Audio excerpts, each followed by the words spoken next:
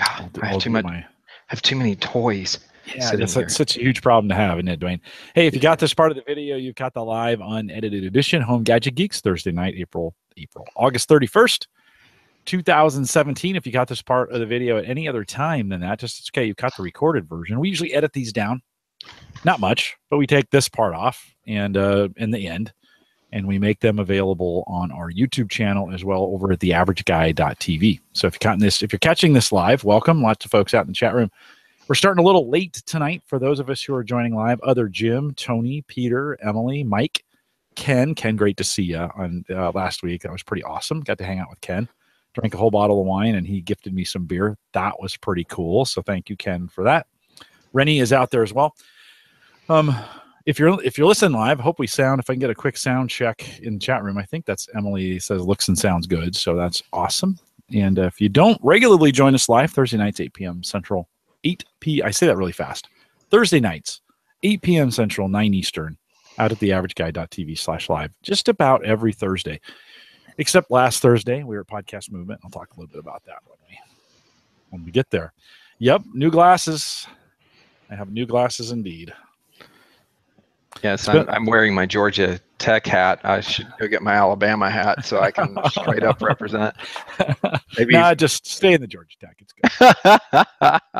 Yeah, what I'm supposed to officially. We're not big Alabama fans here. Just officially, Roll Tide. Go Big Red. That's what we say. Go Big Red. Yeah. Season starts. Hey, it's easy to be an Alabama fan right now. Easy to be Alabama fan. Yeah, that's true. Wasn't always. But. Yeah, no, not always, but most times Alabama's pretty good. So yeah, they tend to consistently be decent. Thanks, Emily. It was it's 4 years with the same pair of glasses, and they changed my prescription pretty severely, and I'm still trying. Dwayne, you know the deal. When you get a new pair of glasses, and for the first you can see leaves. Well, in some spots, like I can't read squat right now. The transitions, or whatever they call them. They call them. You got transitions. No, that's the wrong word. Progressives. Yeah, they're called progressive, right? Where it's not the typical bifocal, but they kind of act that way. My glasses had gotten so bad. I was looking at everything through the bottom lenses. And so they adjusted them. And when I got these, oh my gosh, I could not see anything for a week. It was just, a couple days, and it's just now starting to dial in. So I'm kind of excited about that. I'm glad you're dialed in.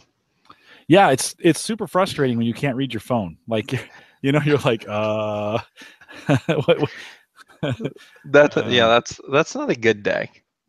No, you're just, I spend so much of my day on my phone. So let's see. I think I've got everything ready here, Mr. Jim. Okay. I think so. Oh, and I actually do have a couple of toys. And by the way, afterwards, if you can hang out for a moment, not on audio, like podcasting, I need to chat with you about something. Oh, okay. Yeah, no sweat. We do a little post show. So if you can do post show and then a little bit beyond that. Okay. Cool. What was I going to say? Are you going to the meetup? You going to the last meetup ever? Is it the last? Is it the last meetup? It's the last meetup. I do not know yet. I am. Do you know the official dates? It's 30th. 30th of September. 30th of September. I might be able to make it. Let me double check that here. Yeah, 30th of September. Yeah, I wasn't going to be able to make it, and then work. I was able to schedule my work to be going through Indianapolis that weekend, so that was pretty cool. Well, just to give you an idea, I have for the entire week, I have been getting up and starting my work day at 5 a.m. and finishing it at about 1 o'clock in the morning. Oh, so, yeah, I don't even know that anything exists except my work. That's it. Sometimes when you look for Big Blue, no, they don't. It's not what they call that. We don't say Big Blue or the 3-lettered. It's a 3-lettered company. Or the multicolored box, I guess. Yes. Four-colored box. What is the nickname for Microsoft? Mickey. Is there one? Mickey D's. I don't. You're pretty tired. Slave driver. That's what that. Yeah, they've been keeping you busy. I hopefully you're engaged and love it because it's that kind of work. I mean, I think you do. I think that's why you do it. It's because you love doing what you do. Yeah, it's good stuff. Pretty cool. Okay, let's we got VR AR stuff or mixed reality stuff. You want to talk any about coin mining? Yeah, I was gonna talk about that, especially like as a value like how to offset the cost of your rig. Yeah. You totally inspired me, by the way. I followed your recommendation, so we'll talk a little bit about that. And I have like the recommended boxes for the ones that I'm using. Nice. And then, by the way, I will just ask I will probably ask if people are wanting to know what my opinion is of the Surface laptop in comparison to the Surface Book performance base, which I was using, and I have Surface Pro. So if I have an interesting opinion on this one that you might find cool. But anyway, so those are three big topics. So we'll see. We'll do them in that order, and we'll see if we make it to the end. We'll be quick about the Surface. Like I said, I've got this jelly comb thing to cover up front for those guys. We'll do that and then kick it. Yep. Let me kick this thing off. And I think we're all set. Yeah, everything looks good. Here we go. Okay. This is the Average Guy. Whoops, sorry. Hold on. There we go. This is the Average Guy Network, and you have found Home Gadget Geeks show number 324, recorded on August 31st, 2017. Here in Home Gadget Geeks, we cover all the favorite tech gadgets that find their way into your home. News, reviews, product updates, and conversation, all for the average tech guy. I'm your host, Jim Collison, broadcasting live from the AverageGuy.tv studios. After a week of hiatus, a little podcast movement. We'll talk about that here in just a second. Of course, we have world-class show notes, and I'm going to do something new with the show notes this week. I'd really love your feedback on it. So if you never go out and look at our show notes, this might be the week to try that. Head out to the AverageGuy.tv. This one will be /HGG 324. You can see Home Gadget Geeks 324 on that if you want to check it out, or it'll just be the top one on the page if you get there this week. Love to get your feedback on the show notes. Got a little inspired by a few things at Podcast Movement. Want to try a few things out. If you're not a typical show notes reader, head out there. Give me your feedback. Good, bad, love it, and let's give it a try and let me know. Just a reminder that if you want to get the app, and we are live on Spreaker again. It's been a couple weeks. I broke some stuff here, and I just put that back together. This week, we're live on Spreaker. If you want to listen to us live, best way to get it is through the mobile app. And if you want to get that app, you can get that. HomeGadgetGeeks.com is the way to get it done. And we appreciate LastPass and their sponsorship of that mobile app. They're in their last month, by the way. And just saying, LastPass, you're not getting back to me. And if you haven't noticed, just a public service announcement, somewhere in the last month or two, LastPass raised their prices from $12 to $24. That was a big jump, guys. I'm not going to lie. I sent a note over to Amber, and I was kind of like, whoa, how about the heads up on that one? And so if your LastPass subscription's coming due, by the way, you can use it. Most people can use that free version pretty well. The premium gives you some great options. Not everybody uses those, but just a warning, if you haven't heard, LastPass and their prices have gone up. If you want to check that out, we appreciate their sponsorship here on the show for this cycle at the end here, and we appreciate LastPass for their sponsorship of Home Gadget Geeks. If you're listening, by the way, got an open slot. If somebody wants to support that app and be able to do that, I'm working on some things. But if you want to do that, contact me, Jim, at theaverageguy.tv. Don't forget the best way to support us if you're just a listener and you want to do a Patreon plan. We got plans for $1. Head out to theaverageguy.tv. And look in the right-hand corner, just says Patreon. And don't forget, if you're a patron, you get the pre and the post show, which I haven't really advertised very much. Both audio and video come available to you if you want to hear what's going on in the pre and the post show. And we make those available to you. This week, I'll have to pull the audio because we had just audio for the pre-show. But those are available if you're a patron. We appreciate it. TheAverageGuy.tv, check on Patreon. We thank the subscribers and those who support it. Big thanks to Joel Rushworth, who came on 2 weeks ago and joined us. A super fun show if you haven't heard it yet, 323. Lots of great information. Joel is also Windows Insider MVP with me, and he's a good guy. And if you missed it, go back and listen to it. All right, before we get to Dwayne Robinson, hey, by the way, just welcome back. Great to have you. Yeah, great to be here. Yeah, well, I appreciate you coming back on the show. Before we get started with you, one of the things I want to do, I got sent this keyboard from Jellycomb. So if you're not familiar with Jellycomb, they actually make some really interesting products, some really good gadget products. In fact, a couple of months ago, I needed a 5 USB charger station, right, where I could plug all my stuff in. I was plugging them into computers, and it was kind of a pain. And so I picked up a little $16 5-port USB charger. It just does the job. It's got a little blue light on the bottom, super inexpensive, super durable. It's been great. In fact, I've dropped it a couple times and it's held up. They just recently sent me this mini Bluetooth touchpad keyboard, which you can see by the size of my hand. It's pretty small. And so a couple great things about this. I've been testing it for the last couple weeks. Actually took it on the road with me to Podcast Movement and was working on it a little bit in the plane. Bluetooth enabled, so it attaches to just about anything that uses Bluetooth. Makes a connection, all the keys you would expect. One of the cool things is it's got the right and left key, right and left click down here on the bottom. It's also got page up and down and that little button that's right there. And it's got actually a zero latency little touchpad right here. And so the kitchen PC has been what I've used this on most. We got that up there and connected to it. Really easy, one button connect. It finds it and installs its piece of cake to get it done. It literally took me about 7 seconds to get it done. And then, those crazy things that you kind of need sometimes you need a little mouse for. I wouldn't use it a lot up there. Really what it would come in handy for is that media center that you have out there using Plex or even Windows Media Center. If you're still hanging on, you can do that, by the way. Still works on Windows 7 and I have one of those boxes up, but this would work if you got Bluetooth enabled to get it done. So pretty cool. How much is that thing? This one, $20.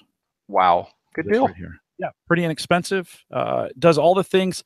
It's super simple to set up, super easy, super light. I mean, this is just super light. Fits just about anywhere. You could put it in your pocket. That would look super nerdy, but you could do that if you wanted to do it. Could go in this pocket here. Be careful.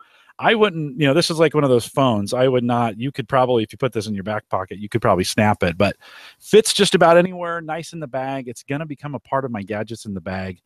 If you're somewhere like a plane, Dwayne, you do a lot of flying. If you're on a plane and you can't get a full size, right, PC going, pair this with your phone. It would work out pretty well.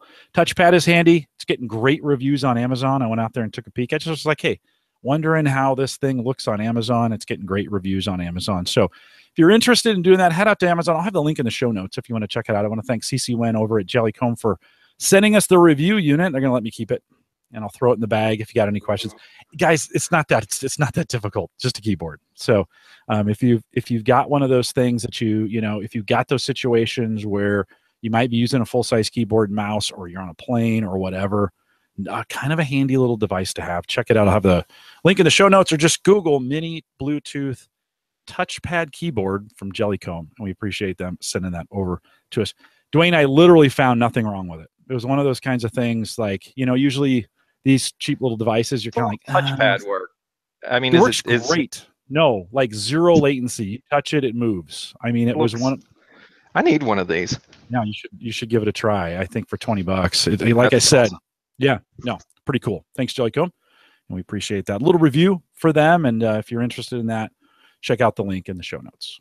All right, Dwayne, you are back. What you been doing these days? What are you busy with besides work? No, work's a big deal. Yeah, Windows Phone. I'm kidding. No, little light humor to start us off tonight, right? Mm-hmm. No, so man, I've just been swamped. I don't know if everyone knows I'm the lead architect for connected vehicle for Microsoft Consulting Services. So, yeah, lots of time on the road. I follow you on Facebook, and you are all over. It is crazy. Yeah, I think last week I was in Detroit.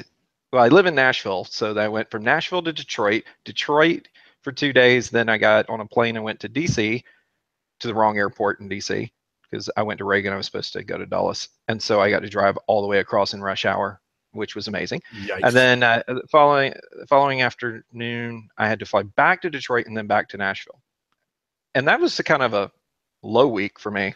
The worst one was the flying 60 hours, total round trip in a week, left on a Monday, back on a Friday, all the way to Pune, India, which I had to fly into Mumbai, and then a 5-hour cab ride into Pune. And let me tell you, nothing's more fun than a city of 21 million with horrible roads and trying to have a driver drive you through.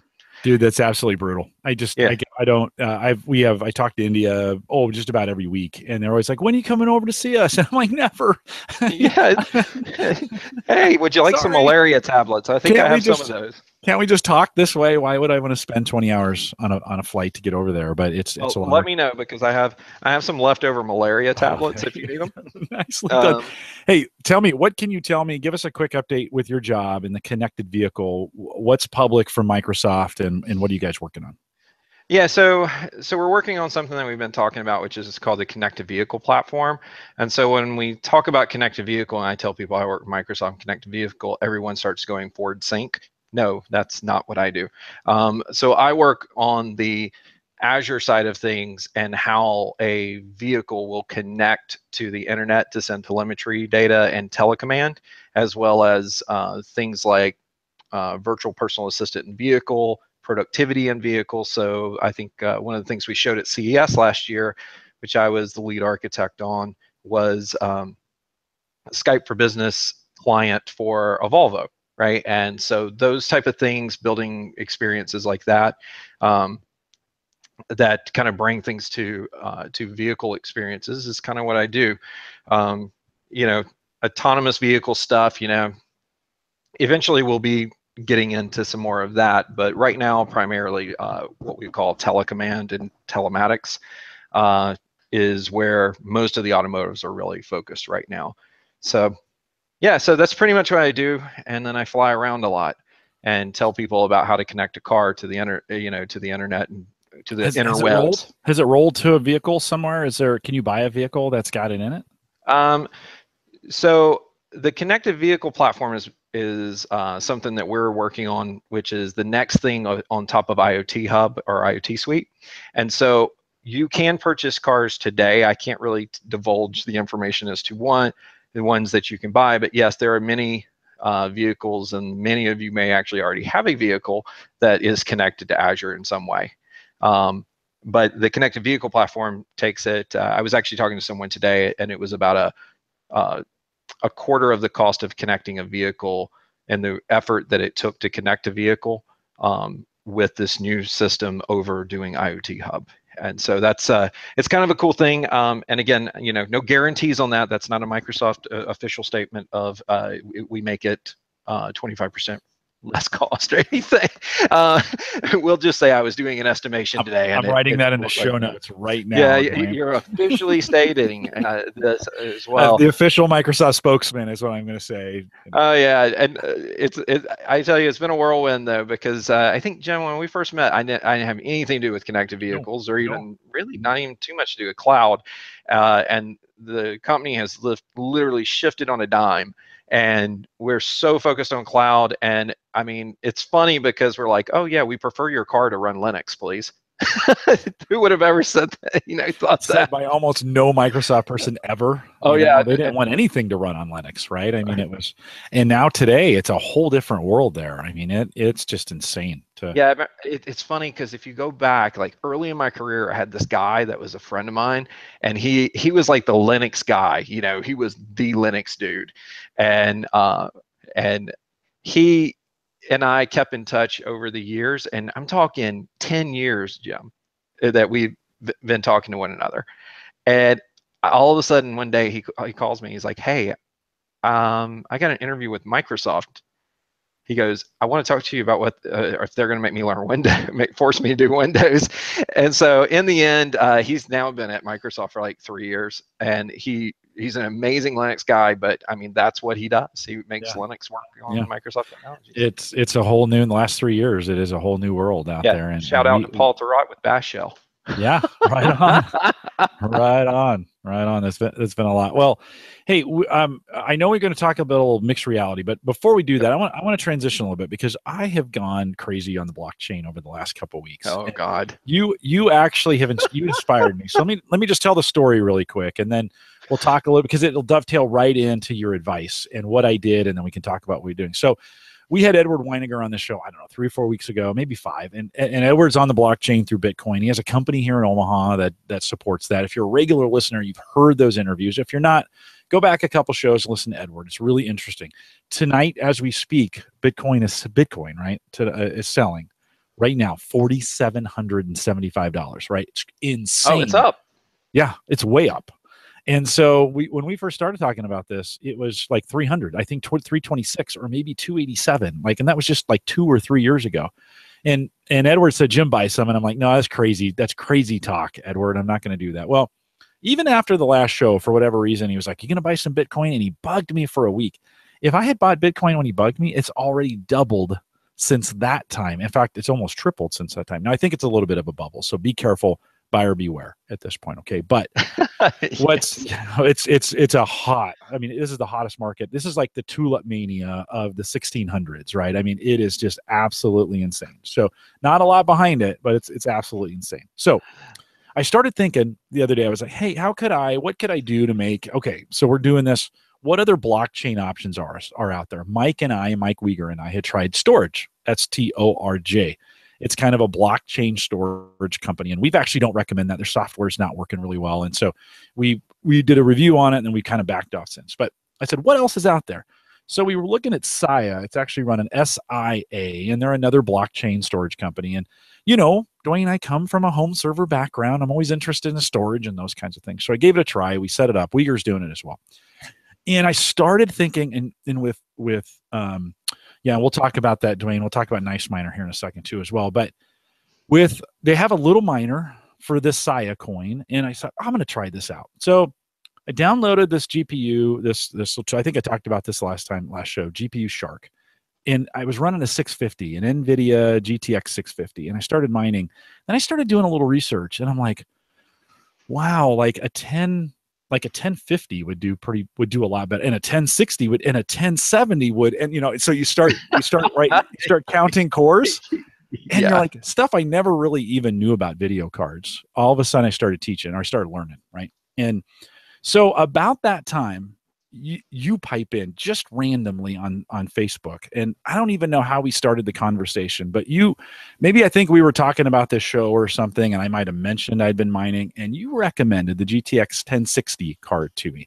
We went back and forth on it, and I was at work when we were doing this, and so we're going back and forth, and so that day you convinced me. I was like, all right, I am joining the world of a semi-real. 1060 is kind of that sweet spot. I'm gonna let you talk about that here in just a second, but that 1060, and on the NVIDIA side, and you can use ATI cards too, but that 1060 makes a nice sweet spot in between price point and actually what it can do. So put the card in. I've been mining ever since. I now am the proud owner of about 3,000 Sia coins that we've mined. It's a ton of fun. But Dwayne, you gave me this recommendation on this card. I bought it for about $225 on Amazon. I had a credit out there, so it got it down to just under 200, installed it. By the way, it's super nice to have a really nice video card, or a nicer one. But you said perfect price point in between, kind of like, because right now, if you try to buy a 70 or an 80, all the miners are snatching those things up, right? Oh, try to get a Radeon. Yeah. Holy crap. Yeah, the ATI cards, and I forget the numbers on those 480s or 680s. It's the 970 or something. I can't remember. It doesn't matter because you won't find one. So yeah, you can do all the research you want, and congratulations. If you go on, I think I went looking for them, and you can buy the NVIDIA cards that will outperform them. Because we'll get into it, because I think it comes down to, I think you're starting to learn the financials of mining. Yeah, because when you think about it, right, you're running a video card. So you show the box there. What do you got? You got the 10. You got that 1060 box, right? Yeah. So this is the one I started with, right, which is an EVGA GTX 1060, and the trick here is, notice that this is 3 gig version, a 3 gigabyte version, right? Because honestly, the RAM really doesn't have much to do with it, right?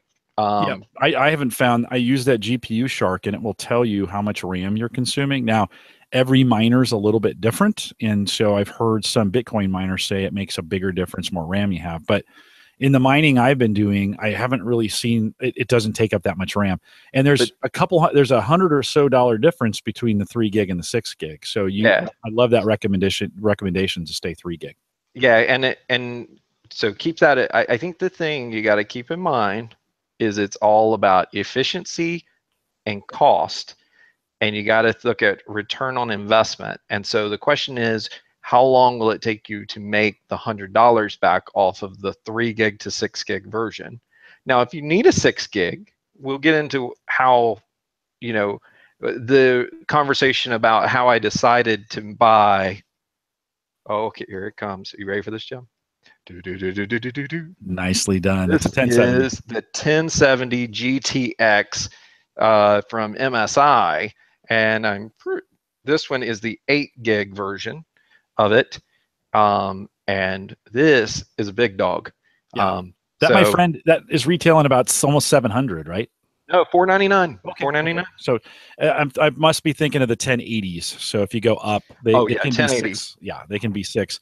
And what I also found was important is the CUDA core for NVIDIA, right? The number of cores that they have in there, and man, it makes a big jump when we think about those. And these are just nice round numbers when we're thinking about that. But the 1050s have like 768. The 1060s have like 1280.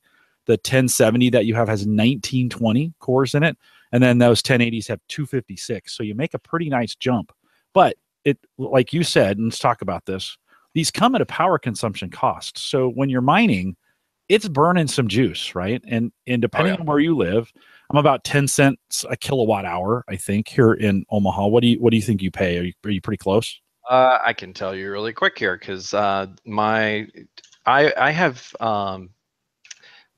a EMC company, right? So the way that they work is a little different than others. Let's see here. They will tell me what the actual. Yeah, well, Dwayne's looking that up. I actually just went on OPPD as our energy provider, and I went on their website and got an average price. I am I am 8.478 cents per kilowatt hour, which is stupid pretty good. cheap. Yeah, no, that's pretty good when you think about that. And so you got to start doing the math on figuring this out. When you did the math originally on the 1060s, and you kind of talked me through that. Give me some ideas of what you were figuring out and how you figured it out. Okay, so there is a thing you need to buy. If you're going to mine, no question, you got to go buy this. And Jim, that means it's the next thing that you're going to go buy now. So maybe not, but go ahead. What should I buy? All right. So, and I sent you a link to this thing in the window, and it is a Belkin Conserve Insight Energy Use Monitor. And what this thing does is you plug it into the power outlet, then you plug your box in on the other side of it, and you can actually real time take a look at what your usage is all the way, and you can plug in your kilowatt hour cost, and it will give you your yearly or monthly run rate of power consumption. You can see the wattage and all that other stuff as well. But this was the trick, because you want to know the most important thing you need to know: how much money am I spending on power? And it's interesting because you think about this, Jim. I have the 1060 that I've been running, and I have the new 1070, right? And I can actually kind of give you some rough kind of numbers to tell you what the difference is between them whenever it comes to power consumption, and I can tell you the difference in how much you're going to make per day using the mining approach that I do, because I think am I okay to talk about my miner technology now? Yeah, go ahead. So the mining software, so I did a lot of research. I was trying to figure out how to do this, and by no means am I saying that this is the only way to do it. I'm going to tell you this is the easiest way to do it, in my opinion, because the software that I use is from a company called NiceHash, and they have a piece of software called NiceHash Miner. I gave Jim a link to it so he can put this stuff in the notes. Now, NiceHash Miner is what they do is they give you a piece of software, which is the mining software, and you can grab this. It runs on Windows, and it has some interesting capabilities. Number one is we need to have a conversation about altcoin for a second, because even you were talking about it, and you were talking about, because everyone, when we talk about this, they think Bitcoin. Well, Bitcoin is one of many cryptocurrencies. it is by far the most popular when you talk about, and it's by far worth the most money. And when I say money, I guess you can't really, it is kind of money. So it's got value, the best is what I say. It's value to the US dollar, right? Shall we say. One Bitcoin is $4,700 or something right now. So the idea of NiceHash is, if you look at a graphics card is a horrible way. It's a great way to basically spend more money in power than you will actually get in Bitcoin. And let me explain why. It's because of the fact that the algorithms are getting harder and harder. So you have to have the amount of power must result in enough efficiency of compute to be able to pay for the power plus the unit plus the cooling and everything else that you're going to need in order to be able to turn a profit. In the world of Bitcoin, we started with CPU, and then they moved to graphics card because they were more efficient. But if you are on Bitcoin and mining actual real Bitcoin, you probably need to be running what's called an ASIC, and they run a fraction of the power. Now, the interesting about an ASIC, because originally I was like, oh, well, Jim, I'm going to buy an ASIC. It's going to be amazing. I'm going to get an Antminer S9. If you haven't seen this thing, it sounds like a jet turbine. Everybody sees them online. It's $2,600. You can get them on Amazon. Oh my God. If you get this thing, you can heat your house with it. But you won't want to be in your house because it'll sound like you're in a jet. So unless you have a data center or a basement where you can put this thing, which is pretty sound isolating, I think we know somebody that's got a basement with like a soundproof room that could do this. But those devices, their per watt compute will absolutely destroy a video card. It's insane how much they can hash. However, what you need to understand is that they can only do Bitcoin. So what you have is people who are mining Bitcoin, that's what they're doing it with. Now, if you get into things like Ethereum or Litecoin, what you'll find is that ASICs are a compute or programmable processors, and they have basically been built to mine Bitcoin. So if you want to mine something else, and let's say that Bitcoin isn't the best place to be mining, it's a horrible thing to be stuck on an ASIC because you're tied to Bitcoin. So what you see people doing now is doing something called altcoin. Altcoin is an alternative currency, and even though people will say it's Bitcoin, it's like saying Kleenex, right? So what I realized quickly, and then canceled my ASIC order, was that I actually would rather have a video card that could do double duty and other things that I want to do. So it's useful to be able to do things beyond just mining a Bitcoin.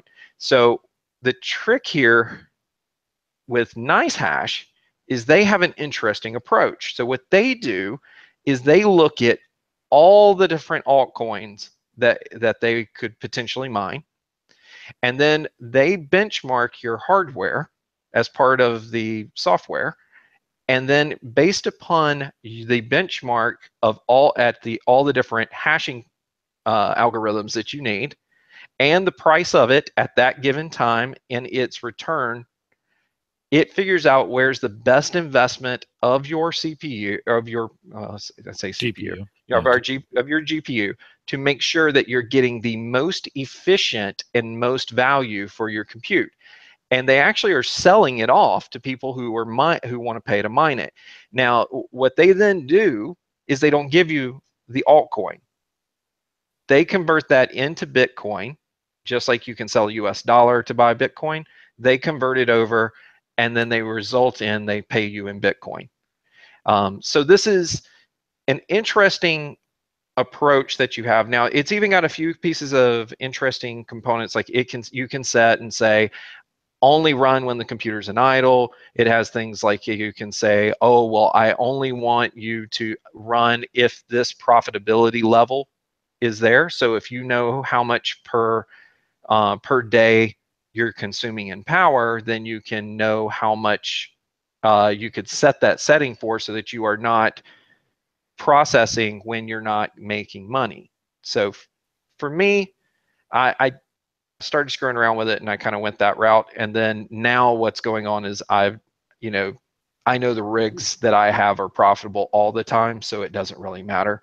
But you don't really know. And again, it goes back to that Belkin thing that we were talking about.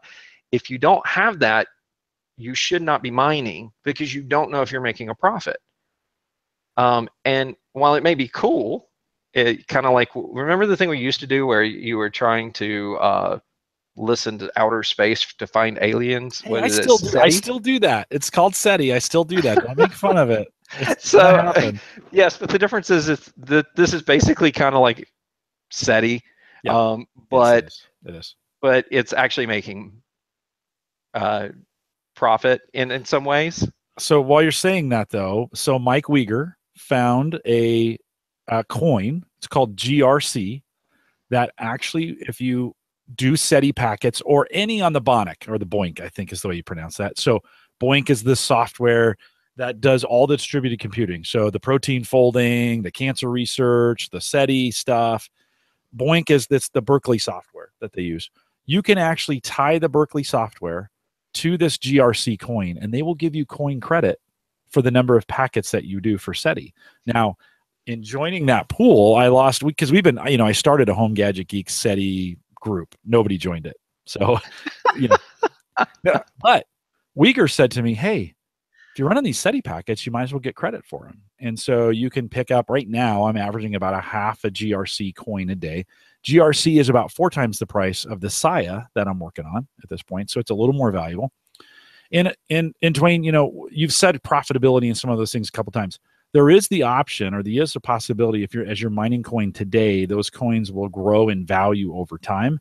And so you may mine them at a loss if you sold them today. But if you buy them and hold them, like Bitcoin, they could be, your mileage might vary, and I'm making no, future returns or not. These are not the coins that you seek.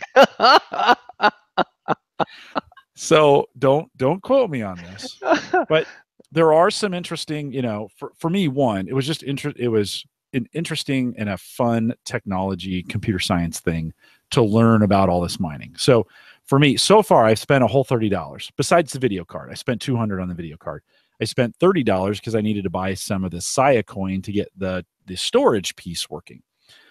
So I'm in $30, and I've had a ton of fun, and it's been really cool. Uyghur and I have been talking just about every night on these, like, hey, have you tried that? Have you tried that? And there's a bunch of cool technology around it, and I really like that NiceHash software. It's super easy to use. The UI is spectacular on it.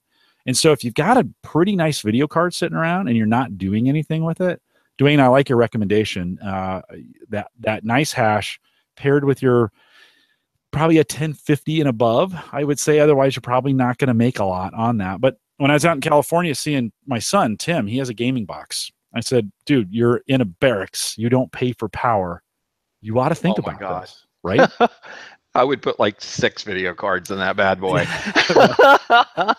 And so he's running NiceHash, and he's like he started at about $1.30 a day, and now he's making almost $2 a day. Now you're like, okay, Jim, $2 a day. I'm seriously $60 a month. Well, $60 works out to be about almost 700 when we think about it over a year. That's nuts. There's a lot worse. Video card. Yeah, there's a lot worse things. I mean, there's sharp sticks in your eye. So it's an interesting. But Dwayne, I appreciate the recommendation. So thank you for doing that. That really kind of set me. And then when I was out in California, of course, I let my PC run, let the rig run. I'm mining the Saya coin. I did about 600 coins while. Now that coin isn't even worth a penny yet. So, you go, yeah, but if it makes it to $1 at some point, okay, there's, you never know. And it's just power, a percentage of increase. It really is at that point. By the way, I don't know, have you done Bittrex or Polynex? There's these big exchanges that have grown, or I had no idea until I got into this, that where you can buy and sell and trade these altcoins. And people, it's exactly what people are trying to do now, right? They're trying to buy ones high, buy ones low, sell them high. There's a crazy market around this. It's insane. It's like a very volatile stock market. Oh, so, it's penny. These are junk stocks. These are junk bonds from the 80s. That's exactly what this is, right? This is that penny stocks. So Jim, let me back up for a second. So let me explain why in the heck got into this thing. So if you know much about connected vehicle, think about the fact that when you get into autonomous vehicle, you have to have a way to have like the little black box they have in an airplane where no one can say, like if a Tesla crashes, for example, and it was autonomous and you want to prove that the car didn't do something that it wasn't supposed to do, then and you start looking at other things like stock market and stuff like that, what you hear is blockchain, everything. I mean, even us, we're in Microsoft, we're building out blockchain capabilities within Azure. So if you start researching blockchain, you're going to end up in a conversation or in some sort of form, you're going to end up with a discussion about Bitcoin, because it's the go-to. This is where blockchain really actually saw its beginnings, right? And just to explain what blockchain is in a layman's terms, please do not Twitter me explaining how stupid I am. I'm just going to generalize it. It is a distributed ledger. Everyone writes to their own copy of the ledger, and we all agree that what you're saying is good. And so, and if there's a disagreement, we vote and it wins. So basically what you end up with is a ledger that even if you edited your copy to try to fake a transaction, you would have to do it to all of the different systems. Now there's different ones, there's private and public and all these different things. Like Ethereum can be done private or public, Bitcoin, and it can't, right? And so if you start looking at these different things, that's kind of the whole interesting thing and why I started in this thing. And so because I was just like, okay, I'm going to screw around with this just to figure out how to play with it, I went and bought one of those razor blade stealths with the little razor core thing as my machine, because I had been wanting to build a VR rig, which we'll get to later. And I could never get the core to work. After 3.5 months, Razer finally said, yeah, we give up too, just send the thing back. And I sent it back. But what I couldn't send back after 3.5 months was the 1060 video card that I bought to plug into the core. So I had it sitting right back here behind me for about a couple months. And when I started doing the research on blockchain and I got into Bitcoin, I was like, I'm just going to try to get this to work just to have fun with it, just to be a nerd. And I went and I grabbed this old Gateway box that's sitting down here on the floor behind me and opened it up, and sure as heck, it had a slot for a graphics card that I could plug it into. So it's like a i3 box that I used to use back in the day as a little server, like a home server. And I plugged this thing in because it doesn't matter about the CPU, Jim. It doesn't matter. Matter of fact, an i3 is wonderful because it doesn't use a lot of power. So I took it and I threw an SSD, old spare SSD, like 128 gig SSD in the thing, booted it up, ran Windows 10 on it, went and started installing different ways, and then I found NiceHash, put it on this thing. Jim, would you like to know? Here, I can slide over here. Yeah. I can tell you real time right now that I'm making $1.51 off of that 1060 per day. That varies between about anywhere from $1.11 to about $1.60 a day. And what I'm consuming right now in a month is $6.86. So if you do the math on that, you can see kind of where you're going to be making profit. Now, there is another thing that I have found. I had to put one of those USB fans that you can buy and turn that thing and bend the arm back to blow some air into that case, because I don't want to hear the fan spin up on the graphics card over there.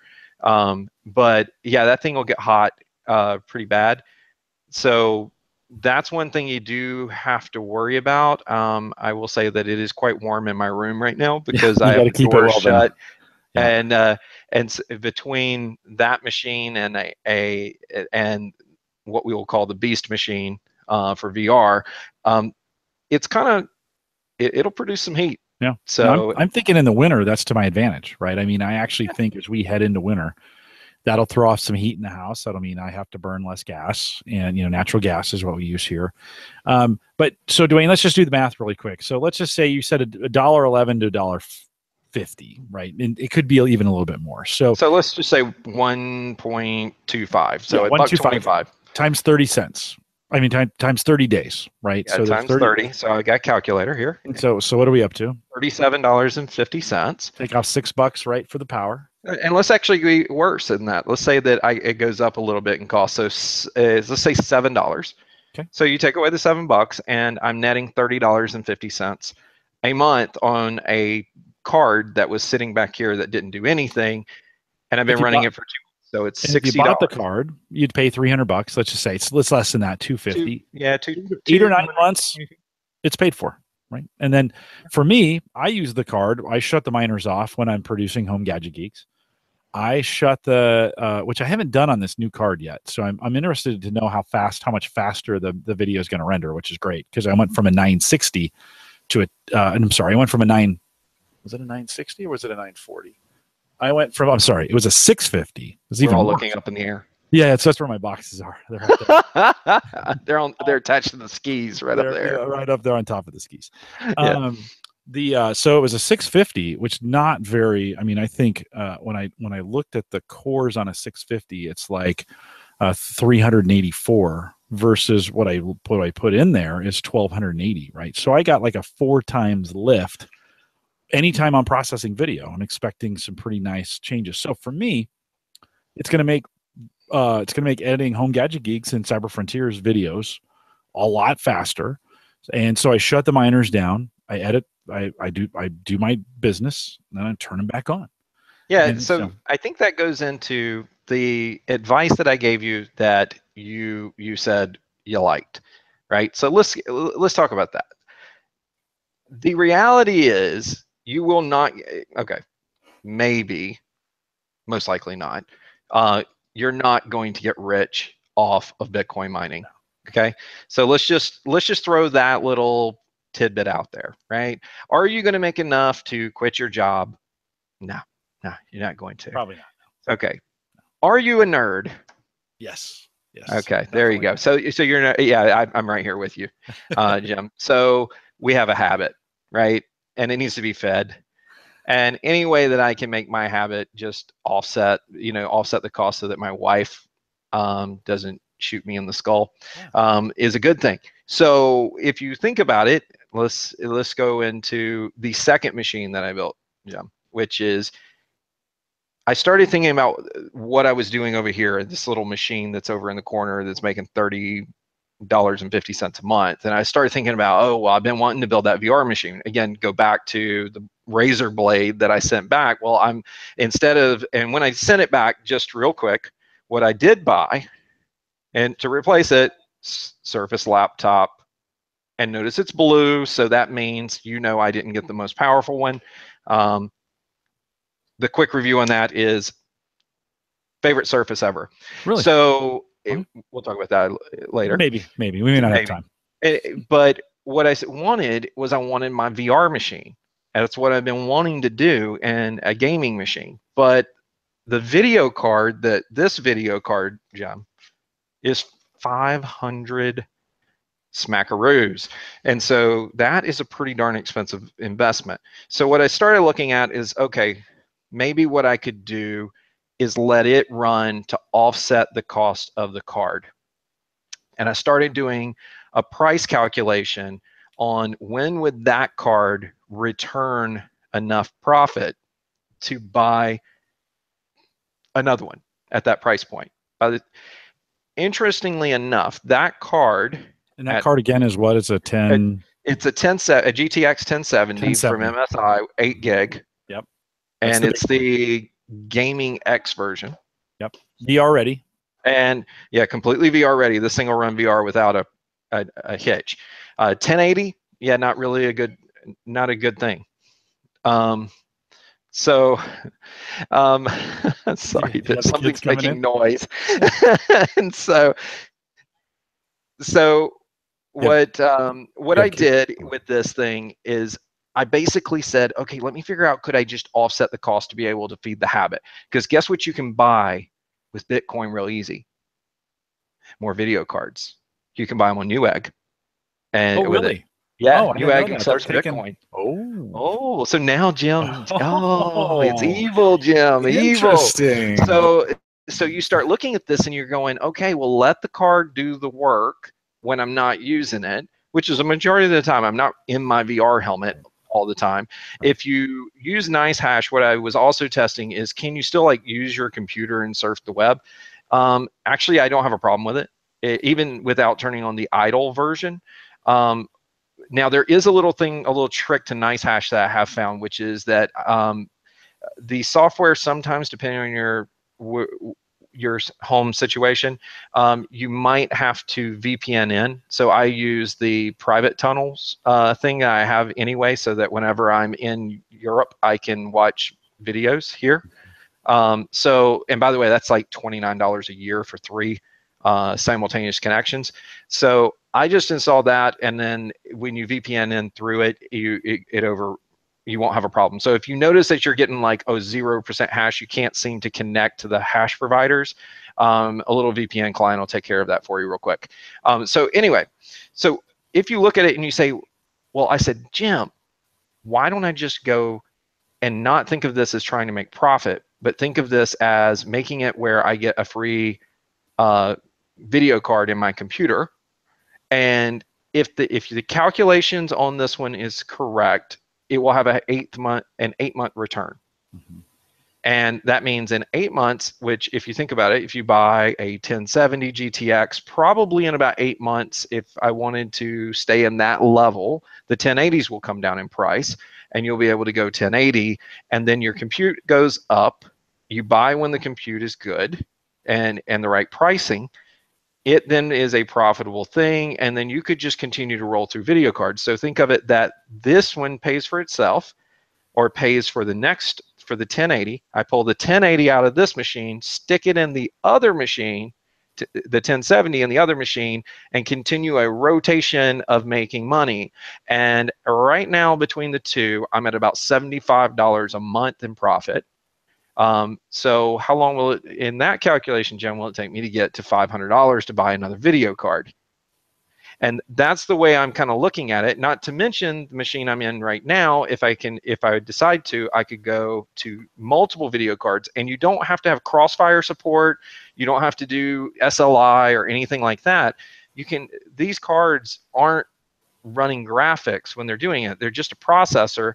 They don't even need the fastest bus on the motherboard. A lot of people are actually buying these little cards that go inside, the PCI Express cards that have like USB 3 connections that have risers, and they're putting like 8 graphics cards in, and it's not to run the graphics, it's to make the miners. And have you seen the open air cases that they've got? I have. They look really cool. They just stack the video cards, just stack on the top. Yeah, and that's kind of what I'm thinking will be the next move for me, is I'll move to a situation, because they don't need to be the same video card in the machine. And so I can just put them into an array of all the old video cards as they make money, and then I will buy another one. And while, yeah, am I going to get rich? No, I'm not going to get rich. All I'm going to do is make it really hot in my office, which is why these things are transitioning to the guest room. However, I will have a VR rig that is kick butt, and it'll cost me a lot less money. Yeah, see, I think that's the real key, right? Is that you're also building this for VR. And so you get some really good, this allows you to kind of be on the top. I think VR is one of those spaces that's still expanding with equipment. In other words, we don't have the best equipment. Today, the standard processor, Core i7, they're not that much different today than they were 5 years ago, right? There's some minor improvements to them. It's not like we're making massive leaps like we used to. Yep. Not true, or not necessarily the case with video, and not necessarily the case with VR. And so this gives you the chance to kind of leap, kind of stay with that. I want to move to that, but before we do, these ASIC miners, I'm hearing about them actually. They have them for Bitcoin. By the way, the other reason it's not great to be a Bitcoin miner is because the Chinese and the Russians have this wrapped up. There's huge farms that are doing this right now. And the average consumer in America is not going to compete with them. Bitcoin is still a winner takes all, and everybody's competing to solve the math on that equation. And so chances of you getting a coin and getting paid for it, you don't just get paid because you mine a coin. You get paid when you solve the equation, then you get the coin, right? Well, some of the other technologies, I mentioned this GRC and Saya both have pools, and you can jump in a pool. This is what's nice about it. You can jump in these pools and become a part of the collective. You don't make as much, but you will make a little bits every day. And this is what Nice Hash is working off of tool. You're in a big, gigantic pool that is doing this. And so it kind of works. You don't have to have, you can have a small piece of equipment and still participate in this exercise. And so it's not for everybody, but Dwayne, I love, I was going to say the other thing is be careful as we think about buying more and more equipment. There may be more and more of these ASIC miners that are built specifically for these altcoins that will replace, once they come, there's no way you're going to be able to keep up with them unless you're buying one of those. And most people aren't. So be careful. I've seen a lot of guys buying 8 and 16 GPU miners, and that's a significant investment. I mean, that's $600 a card times 8 times the motherboard plus the energy. That's significant. If these ASIC things come along and replace this, there's going to be some problems. So just know what you're doing before you jump in. Having 1 or 2 cards, though, a ton of fun. And I encourage you to jump in if you have questions. Send me an email, jim@theaverageguy.tv. Oh, go ahead. I think one thing we didn't talk about that we should talk about is a wallet. So I will tell you what I'm doing. So NiceHash offers a wallet. And however, in the research I did, Coinbase is a really popular wallet. So think of it that you have to have, think of it kind of like your bank account or your trading account's a better way to think of it. It's like having a brokerage account.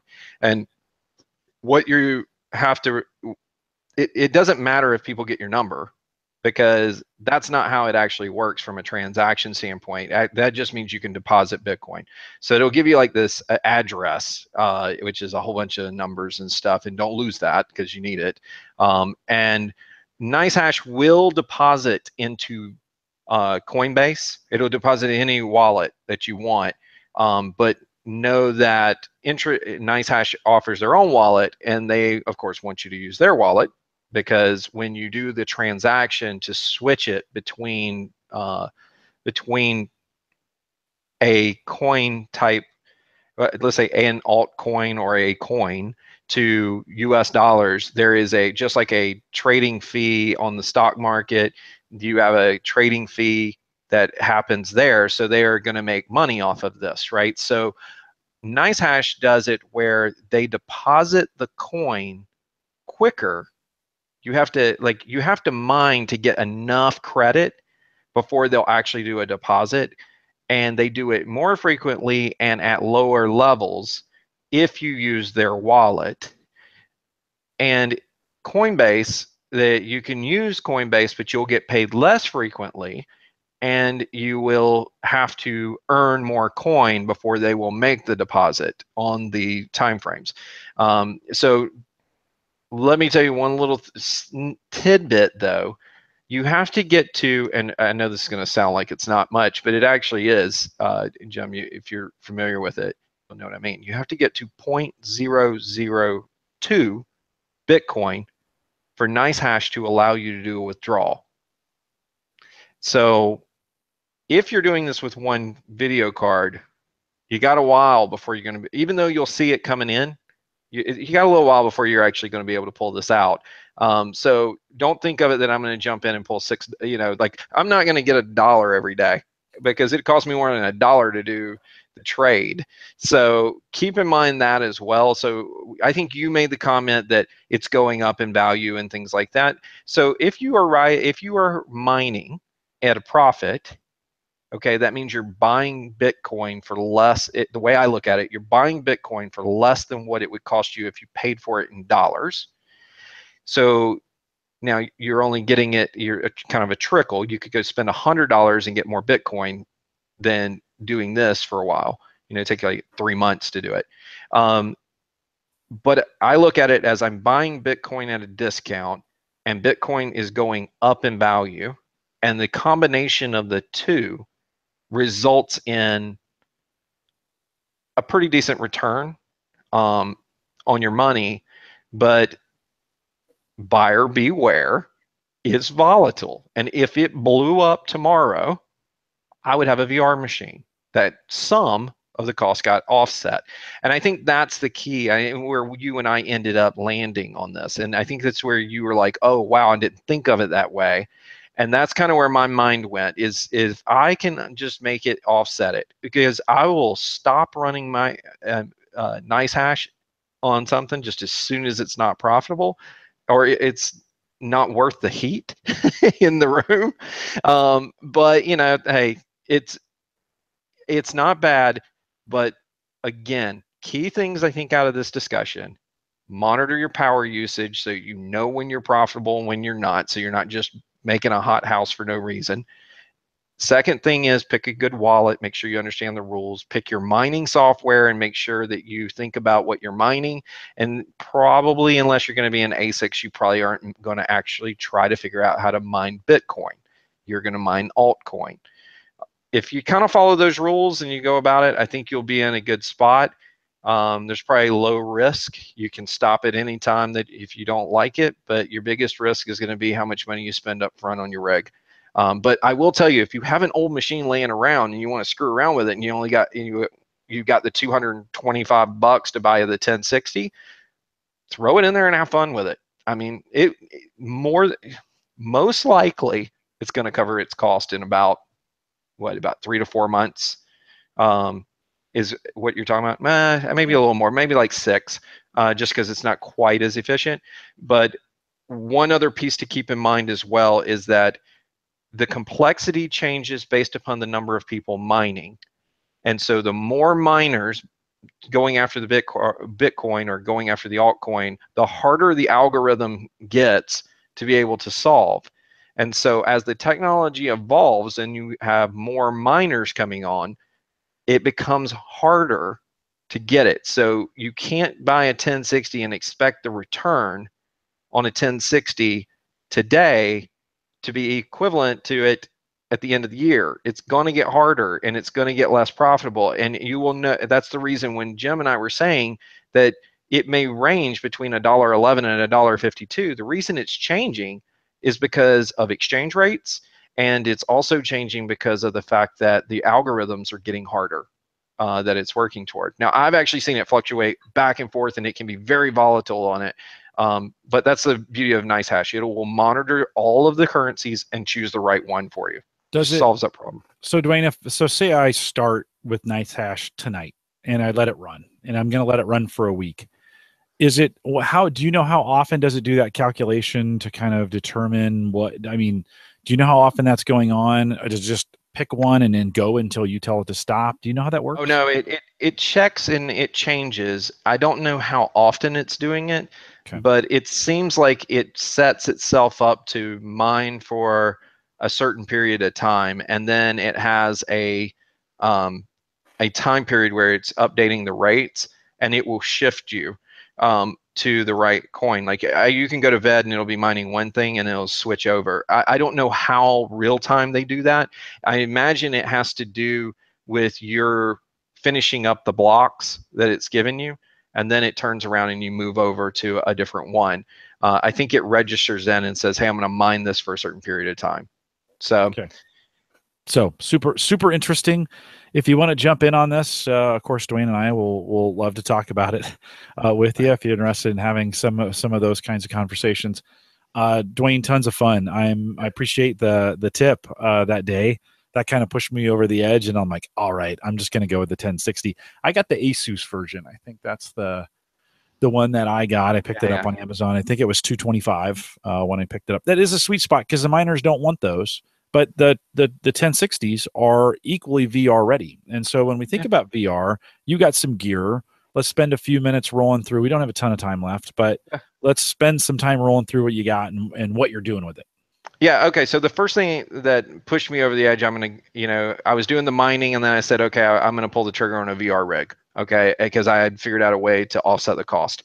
So one of the things that I did is I went out and I got the new developer edition headset that you can get at the Microsoft store. This headset is $299. Which I think is the cheapest headset. That's the Acer version. Yeah, it's the Acer. It's the one that you go there and it's blue. It's $299. Acer Windows Mixed Reality Headset Developer Edition. So what this is this is the new spec. So Microsoft gave out, here is a spec to Windows Mixed Reality headsets to different vendors. And so if you look at all the different ones that are out that just kind of came out, what you'll result in is right now there's this one, the HP Windows version, and there's a whole bunch of more that are coming. Now, the HP version of this is $329. So they're kind of like all around $300. And what I would tell you is it's surprisingly amazing. Couple of things about it. These headsets are kind of more like the Vive, and if you notice in this corner here, Jim, you'll see that it's got a sensor, and it's got a sensor on the other side. So there's two different types of VR you need to be aware of if you get into this VR world. One is full room VR, and the other is just headset VR. So headset VR means that you can sit in a chair and it tracks your head movement so that you can look around. Notice, there you go. For those of us on audio, he was moving his head around. Yeah, I know. I'm talking about it and I'm moving my head like as if with the headset on, so you can't even tell that you're moving. Yeah. But in real world, it kind of is the same as in it. So what's interesting is these headsets that are $299. Let's be clear, these are full room VR. So the sensors on it mean that it can see the walls and things around you, so that it can actually see the room. And when you walk in real life, you're walking in virtual world. So moving around the room actually moves you in the virtual space, not just you looking up and down, left and right, which is really, really neat whenever you go do this. Resolution on these systems are not as good as, say, the Oculus Rift. What you're looking at on these, I think it's right here, 1440 by 1440 times 2. So you've got to kind of think of it from that perspective, and the refresh rate's 90 hertz native, which you want a high refresh rate. So all of them are going to have that. There is no lag in this thing. It is absolutely awesome, and it's amazing. I put this on my daughter, and she like refused to take it back off. And then I had my mother-in-law come over, and she sits in the chair, and the way it looks, if you haven't played with the Windows version, is it puts you in like a virtual house, and you can go to one side of the house and go see like the beach, and it's like a cliff, and it's just really, really cool looking with water and everything. And then you can go to the other side of the house and see of course you can see Mount Rainier, and then you can go into all these different rooms, and they have apps all over the place. And it's even got the concept of spatial sound, so that when you get closer to the music player, it gets louder, or you can hear it behind you and stuff like that. Now, this does not have headphones. It's got a headphone plug on it up here, but all in all, it's really good. You supply your own earbuds? Is that what you do? Yeah, you can put earbuds in, or you can take like a over-the-air ear headphones and stuff like that. Depends on what your preference is. Bluetooth. So could I connect those to Bluetooth headset? No, this one has got a headphone jack that's inside over here. Yeah. I would assume that there might be a way to put Bluetooth connected to the computer that it's doing and do it. I haven't played with that, but it's just an audio out anyway. Yep. So the thing is that once you put this thing on, it'll be good. Now, there is a little tidbit of news for you. If you're going VR, know that these things connect to generally a USB connection and an HDMI. Hold that up to the camera. Let me. Yeah, there we go. So know that the cables that come on this, depending on where your VR rig is, you may need to buy extension cables. And you can get them on Amazon. There's nothing special about them. Just get yourself a good long set of cables, but you need both. And in this room, I can walk all the way. I don't know if you can see the TV back here behind me. I can literally walk this whole space with this, with my machine that's right under. How long are those cables that come with it? About 6 feet, maybe? Oh, no, they're longer than that. They're probably 10 or so, maybe a little more. But here's something that's interesting about this. So this is developer edition, right? So developer edition of this requires a desktop NVIDIA GTX 980 or a 1060, or an AMD Radeon RX 480, which I think is the one that's almost impossible to find because of Bitcoin mining, or better. And so those are what you're going to have. DirectX 12 is another thing. And so you just need to be aware that this particular headset requires a beast of a graphics card to be able to run. And I believe that's mainly because of the developer edition component of it to be able to do it. Now, the other thing that you got to have is, let's talk about processor. Okay, Jim, this is where it got really fun. You have to have an Intel desktop i7 6+ core or an AMD Ryzen 7 1700 8 core with 16 threads. To get to this, you're going to need to go with a Core i7 X series. The one I bought was the i7 7800X, which is 6 cores at 3.5 gigahertz multi-threaded, so it'll show up as 12. It's got a 8.25 megabyte cache, and be aware that it is an LGA 2066 slot, not your normal slot. So you got to have the special motherboard. So I gave Jim all the specs for the whole gaming rig that I've got, so you guys can take a look at that. Asus motherboard. It is the X299-A. It's a Prime, Asus Prime X299-A, and I put it in that Razer case, and I have M.2 storage, 512 gigs with a 1 terabyte SSD. I know the sound, you listen to this and you're like, holy crap, that's probably a very powerful computer. Yes, it is. You're going to need it, because the last thing you want is lag when you're in a VR setting. That will make you sick and not a happy camper. So could you get away with a 1060? Yes, that's your minimum spec for VR at this point. Don't go below a 1060, in my opinion. Okay, now, here's the bad news. You ready for it? Yep. Lay it on me. Do not buy this headset right now. This headset is a developer edition. You will be walking around a room, pinning apps to the wall. Now, my mother-in-law loved being able to put a web browser up and basically sit on the beach and surf the web, but that's what you're going to do with this. If you want to play a game, you need to buy something different. So, Jim, at the just weeks after buying the other headset, and I have the machine, something that actually requires less power to run but gives you better resolution and has more stuff is this, which is an Oculus Rift. Now, this is if you notice, the Oculus Rift has headphones built into it, so you don't have to do that. Now, you can push them back, and there's earbuds and stuff and everything with it. It's much more comfortable because like the nose piece can go up and down and adjust to your eyes a little better. And it also has things like when you put it on, it'll just automatically crank up the VR experience, so you don't even have to launch the app. So, because it has a sensor inside of it. I don't even know if you can see that little light that's glowing in there, that's amber. It'll turn white when it launches the application, and it has a sensor right next to that to see that just like the sensor that you put when you put the phone to your ear, proximity sensor, it does that. Now, understand that there's a lot of debate between the Vive and the Oculus Rift. So let me tell you how this whole thing went. Before you do that, how much for the Oculus? That's part of the story. Okay, all right.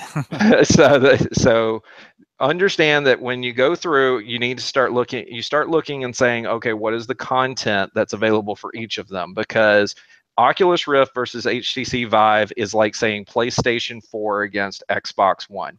Okay, there are religious people about this. Get away from the voice of craziness unless you are one of those religious people, in which I think your decision is the best decision you ever made. And understand that there's a couple of things. There is, number one is the Oculus Rift does not have full room VR in the headset. It is just a VR headset. And that's where it started, and that's great. As far as the how good is the video quality, people will argue over this, but they're basically the same between the two. Where you run into it is the Oculus Rift weighs less because of the fact that it doesn't have all the sensors in it, but it also doesn't have the little camera on it so that you can see everything that's outside of the VR when you turn the thing off. I don't find that to be a problem. The other thing, Oculus Rift, because there aren't sensors all over it, to do full room VR, you have to have these little sensors that sit on your desk. And I don't know, here, Jim, I can show you one. It looks like that. It looks like a little T.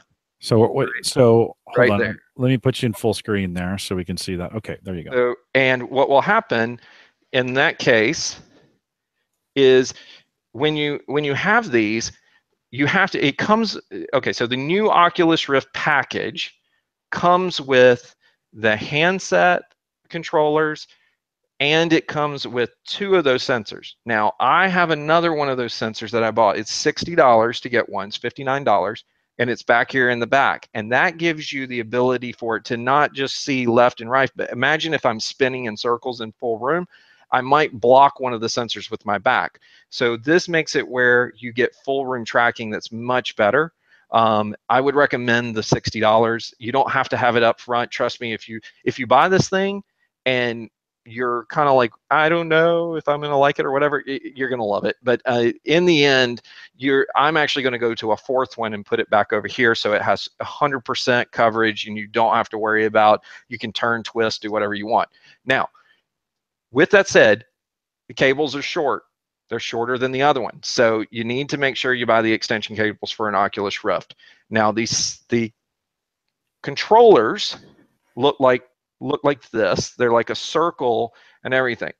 Now, the controllers come with the current package for the Oculus Rift, and the controllers come with the HTC Vive. So listen at this back. HTC Vive, full room VR built right into the headset. So if you're right out of the box and you want to put it on and you don't want to worry about putting the sensors in your room, Vive might be the way you want to go.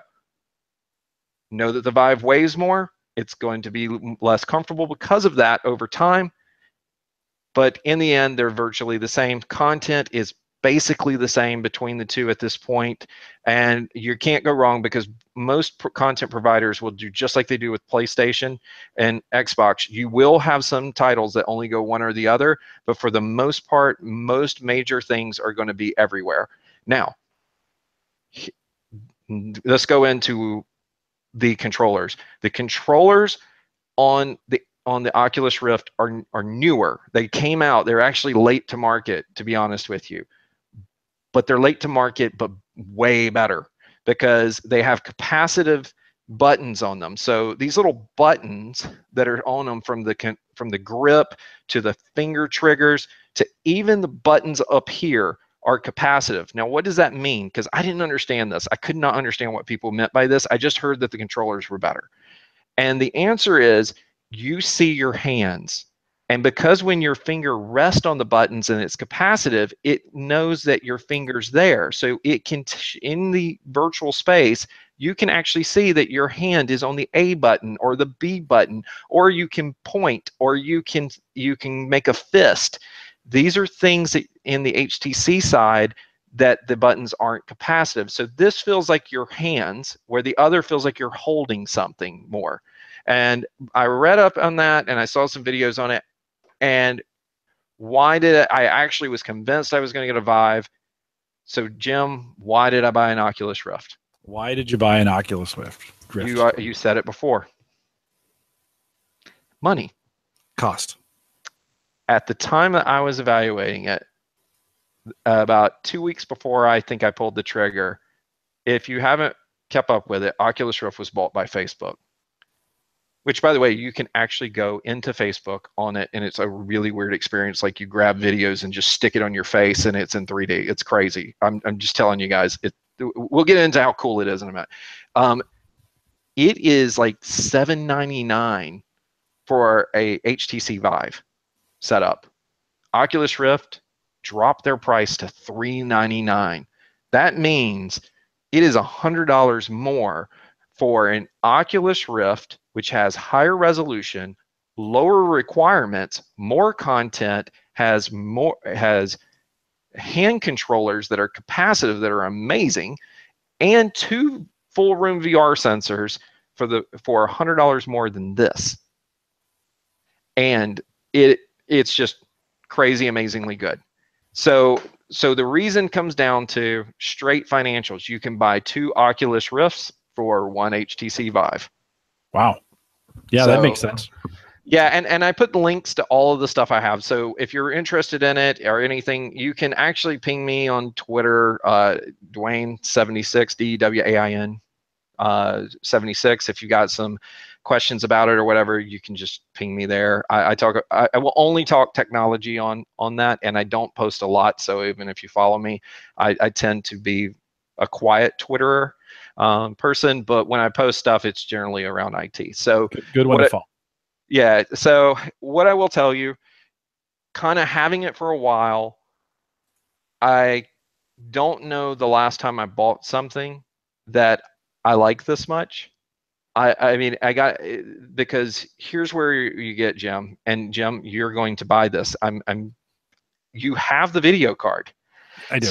So at this point, we've got everyone together, Jim. You need to buy an Oculus Rift. The reason behind it is, Jim, is that you cannot explain it. I talked to a friend of mine because he had an Oculus Rift and he's had one for a long time. And I said, hey man, I'm trying to make the decision. And he and I went back and forth, and he's like, you really can't make a bad decision in this. Both are good options. Just figure out what you want and what you're good with. And we had some conversation back and forth. I pulled the trigger, got it, and I even bought it on Amazon so I could send it back if it wasn't something that I was convinced in.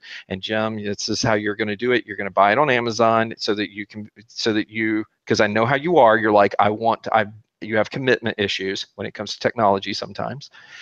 They have a liberal return policy. Therefore, if you aren't convinced by the time you put the thing on your head, which you will be before the demo's over, and then it is impossible to explain. He was trying to explain it to me, and he was explaining something to me that I actually experienced, which is you are sitting, like, one of the things that's in it is like a Disney thing. And so I'm like, oh, I'm going to go to this Disney thing. And it's like 3D movies and stuff. And you're standing in front of the castle and you can see this thing and you just point and fire off and what you want to fire. And the first thing you see is like, Jiminy Cricket and Mickey Mouse and all, and Toy Story. And you're like, oh, those are really cool. And then I looked over to the right and I was like, oh, Marvel's coming soon. And then I'm like, oh, I wonder what's to my left. And it says Lucasfilm. I can't tell you how quick I was in an X-Wing fighter after that, but it was pretty darn quick. Once you're in it, it started to, like, I was standing up and I'm watching this, but in it, when you look down, you're sitting in an X-Wing and the thing starts moving and turning. And I was like, oh, I can feel myself leaning in real life, but I'm not. And my eyes tell me I'm sitting, but I'm standing. And like my friend was saying, you will be playing a game and you'll see your legs and you'll forget, because it's so immersive, you'll forget that you actually have your legs crossed and your legs will go numb. And it's like, it's really, really crazy. Someone just asked about the CPU requirements. I don't think you have to have anything more than like an i7. You can take a look at it. Believe it or not, VR requirements, because processors aren't really the key. You got to have an i7, a decent processor, but I don't think it's really that heavy. Yeah, they're like mining in a lot of ways. This is interesting because they are using GPU. Yeah, and it's the weird part is, and the reason that it takes so much, I'm looking here to see what they say as the minimum requirements on it. I don't even see it. Is it's the refresh rate. You got two screens that are fairly high resolution, and you got to run both of them at such a low latency that when you turn your head, that there is no stutter. And that's kind of the key. If you can get to there, you're good to go. I, again, cannot tell you, there's not been many times in my life that I've went and like called every friend that I know and been like, you must go buy this, and you cannot. I understand you got to go buy a computer. You're spending $1,200 tomorrow on a computer. And by the way, somebody asked me, they said, if you don't want to build your own computer, you just don't feel you're that person. I know that there's tons of those people listening to this, but anyway, a couple of my friends, they're geeks, but they just don't have time to go build the computer and do the research. So you can go to like Alienware and get like a 0% interest on one for like $11.99, I think is the bottom end one. I'd probably recommend that you go up to like about a $1,400 version of Alienware. But you're going to be able to run that. And it's actually funny because think of it, Jim, we're at a point, if you think about how much of a beast of a machine, like $4,000 type of machine to run VR just a couple years ago, we're actually at a point where the video card technology has accelerated to a point where a $220 video card can run a full VR experience for people. And and for an accessory, so if you've got an old i7, you're probably a video card away. And then you add in what we talked about earlier about mining to help offset the cost of that card, you're actually maybe free. And all you got to do is buy We're pretty the close. Oculus. Yeah. So No, we're pretty close. that's kind of the. You going to bring that Oculus to the meetup, to the last meetup ever, September 30th? If I can make it out to this, I will bring the Godzilla computer down here. Nice. And I will bring the full set of sensors with the Oculus Rift, and I will bring the Windows mixed reality headset with me. The only question is going to be if I can fit this. I'm not going to bring this big ultra wide curved monitor though. I'll have to bring one of these little cheesy monitors. Dave will have a monitor for you. You bring all that stuff. McCabe will bring a monitor out for you. Well, yeah, but McCabe won't bring me one that's got got the right connection. He'll bring you SVGA. We're at a Microsoft office. He'll be like, here. We're at a Microsoft office. We should be able to steal one off their display. Don't you think? The interesting thing would be that I think you guys would get an absolute kick to see what's called the screen door effect. To explain the screen door effect inside of virtual reality is, a lot of people talk about mixed reality because we've done a lot of that with HoloLens. And by the way, I've actually wore a HoloLens now. It is actually pretty cool.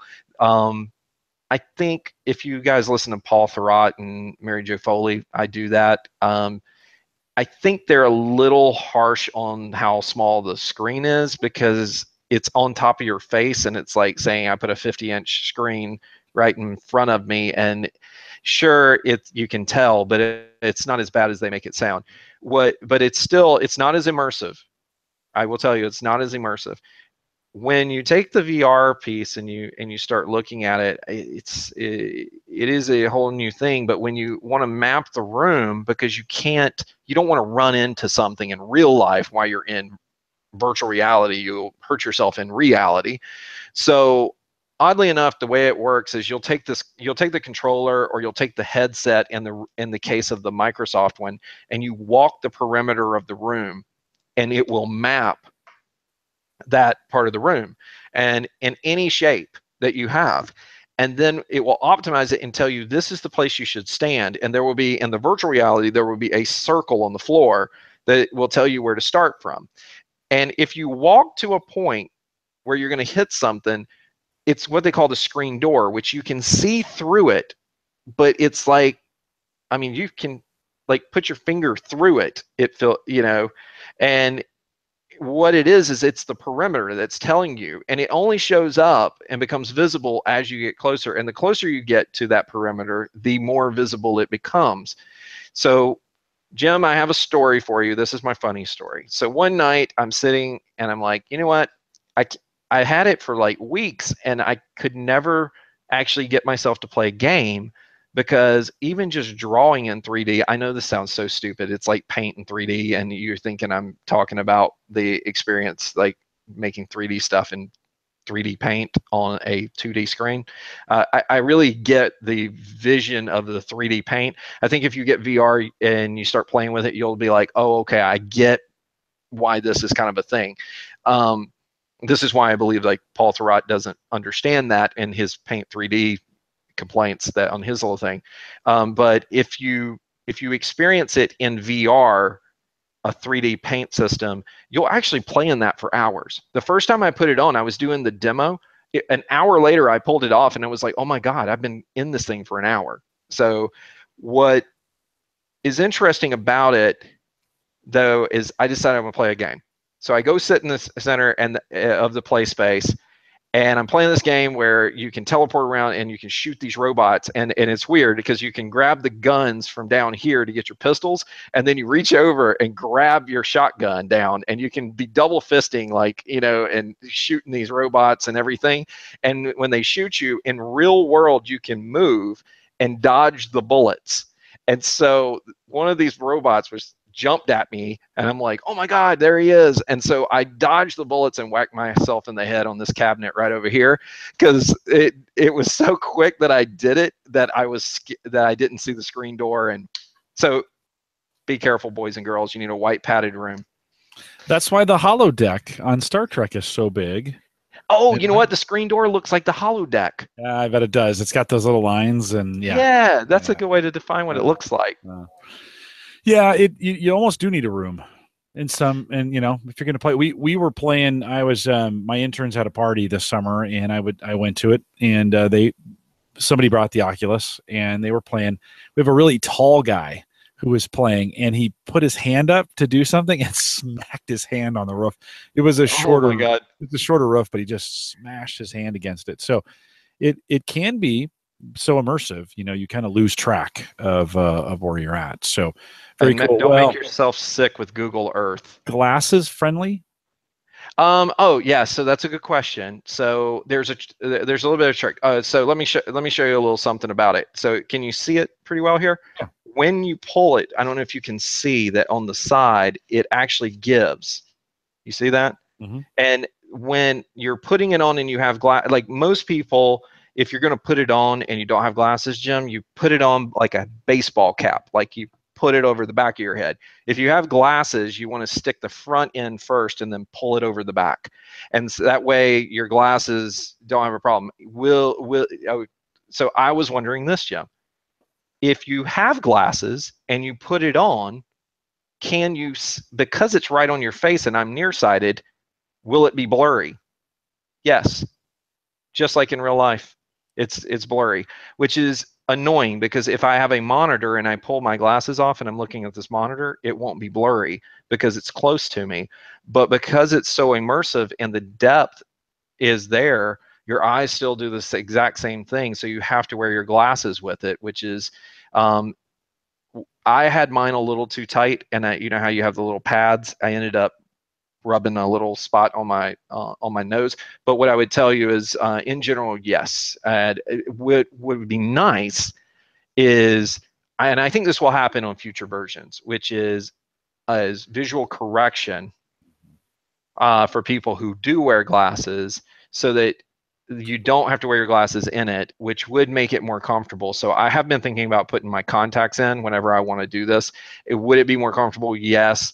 Is it such a problem that I worry about it? No. But when I take it off, a lot of times my glasses are still in the headset.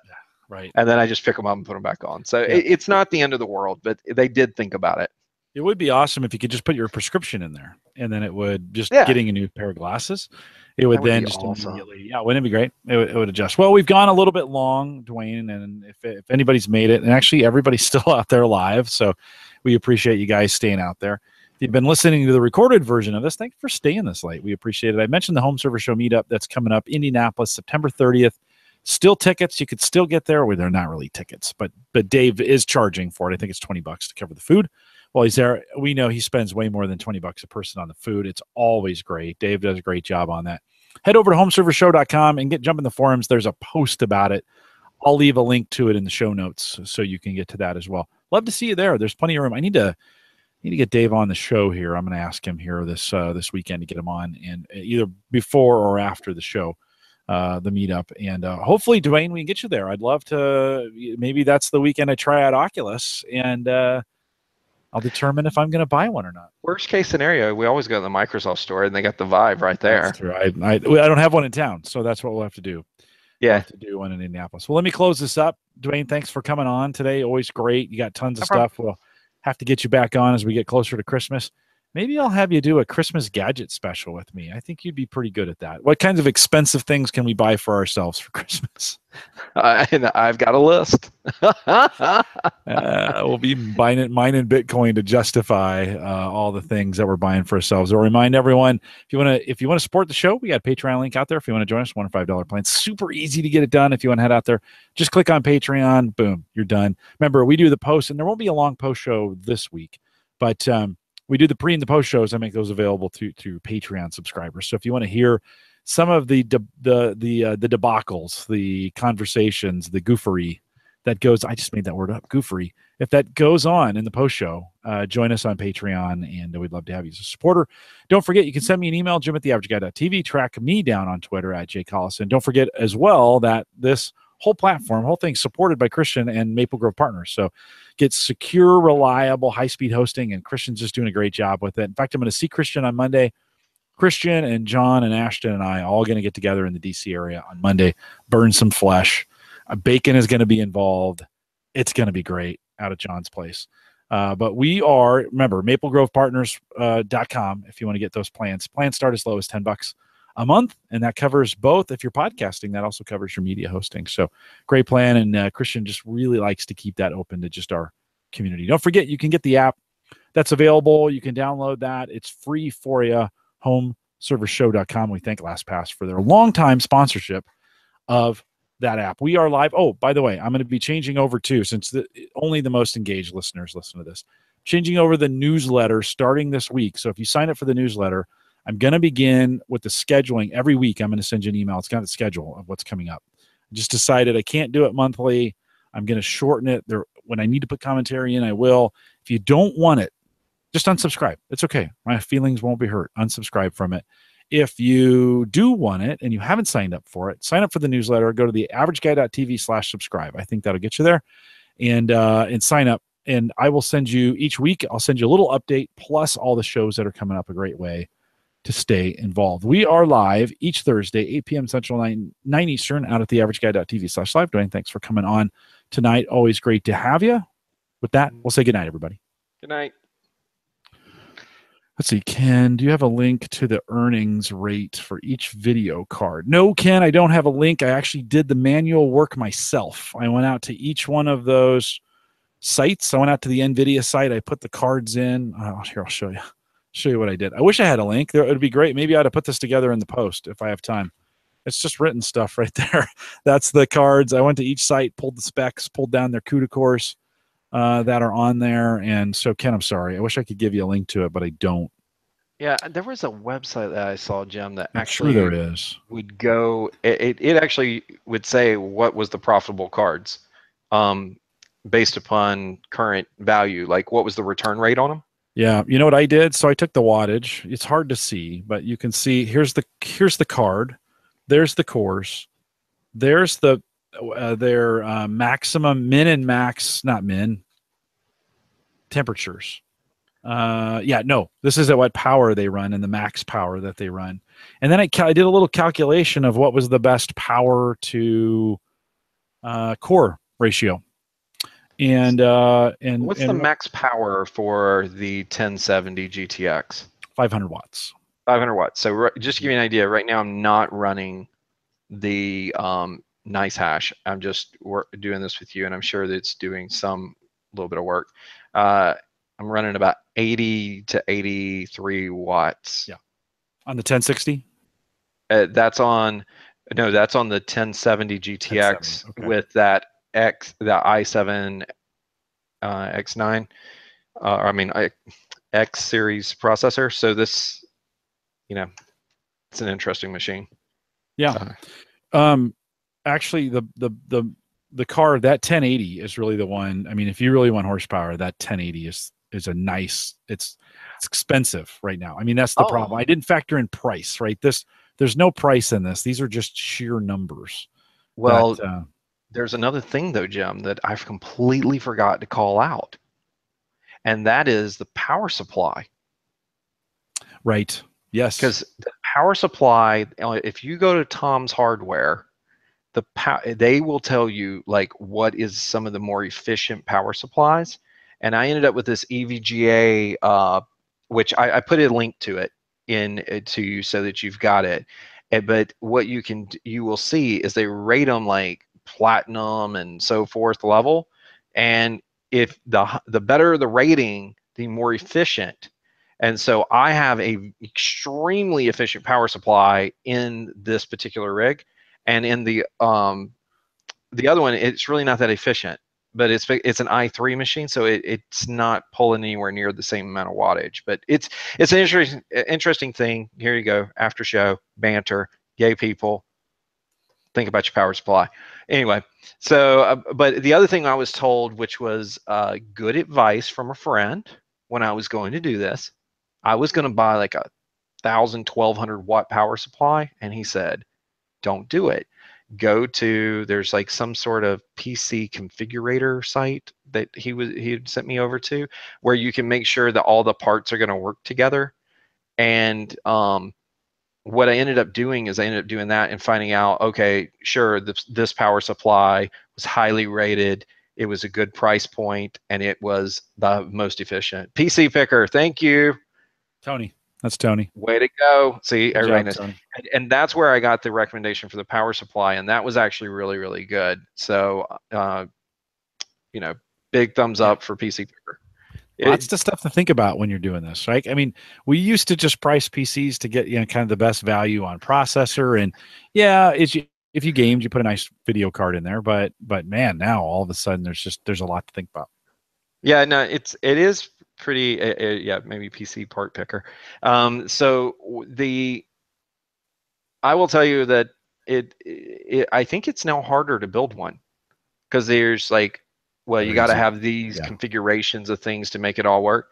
RAM wise, I did put a pretty decent set of RAM in it. I got that in there as well. So just I'll dig those out and put them in the. Yeah, and I bought the RAM. I didn't know they did this. If you could see what this PC looks like, you would laugh, because I actually bought the Razer case. And I don't remember it's made by this company that just puts the Razer logo on it and everything. I think NXT or something like that. This thing is crazy looking, because the motherboard that I bought has like the LEDs on it that do like a rainbow effect in there, and then the whole case glows like a Razer thing, all green and black. And then the MSI card actually has like it lights up, and the RAM even has LEDs on it to light up. So the whole thing is all lit up like a Christmas tree, and that goes right in with all of my other like Razer things, that Chroma stuff that I've got, including even mouse pads. So my wife said that my room looks like a dance club from the all the different Richard things. Simmons era. And hey, I will tell you this: if you decide that you're going to go VR, well, never mind. When you decide that you're going to go VR, go ahead and look in your computer and buy yourself a 5-port USB 3.0 card. You're going to need it.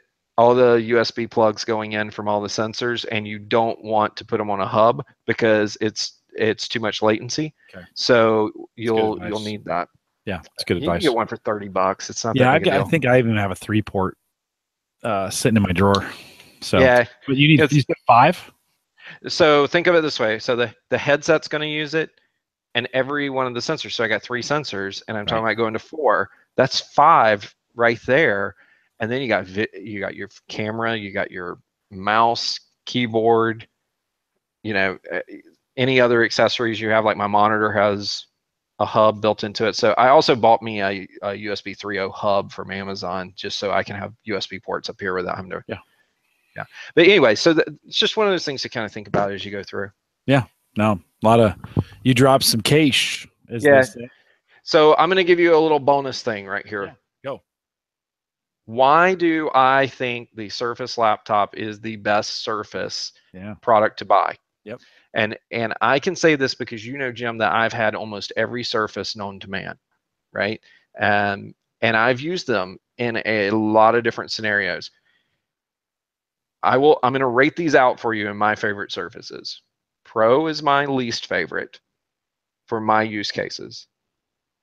So the Surface Pro is my least favorite, mainly due to screen size. I do a lot of Visio, or I want to do a presentation when I'm on the road. Love it for light, small. You know, you want to go on bag diet, it's your machine. It's powerful enough to do everything, but it is not the machine that you want to type on. And I do a lot of typing of memos, emails, and everything else that you can imagine, you know, responses to quotes, you know, all that type of stuff. So my next favorite is the Surface Book with performance base, which I've had both non-performance and performance base. If you have the option between the two, the $100 difference is a light years difference because of the battery life. It's not the GPU. That doesn't really matter.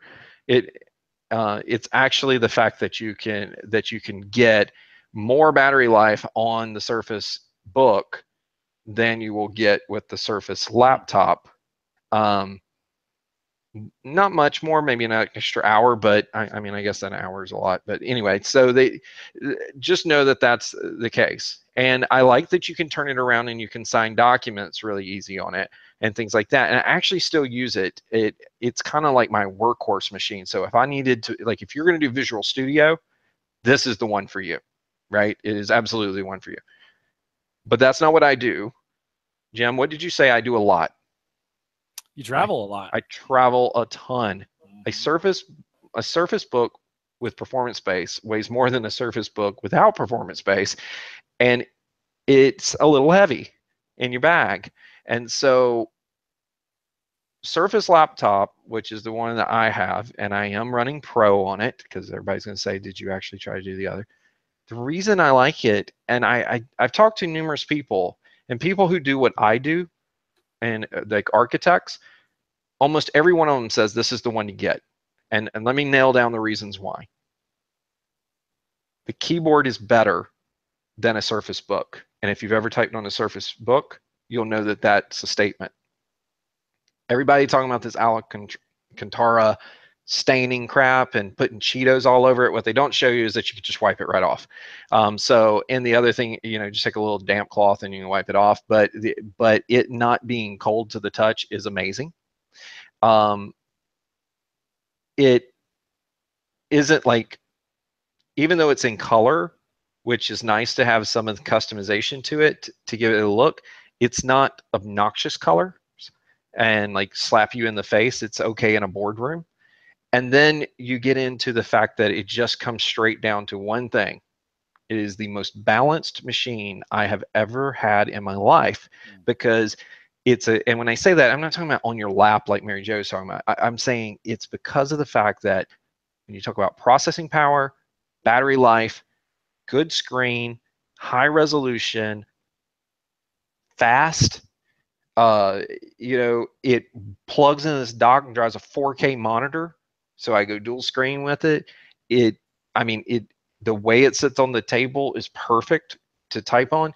When you get all of those things together, if you do what I do, I can watch a movie, and it's like carrying the Surface Pro from a light perspective. You can't put it in the same bag, the little micro bag, because the screen's bigger.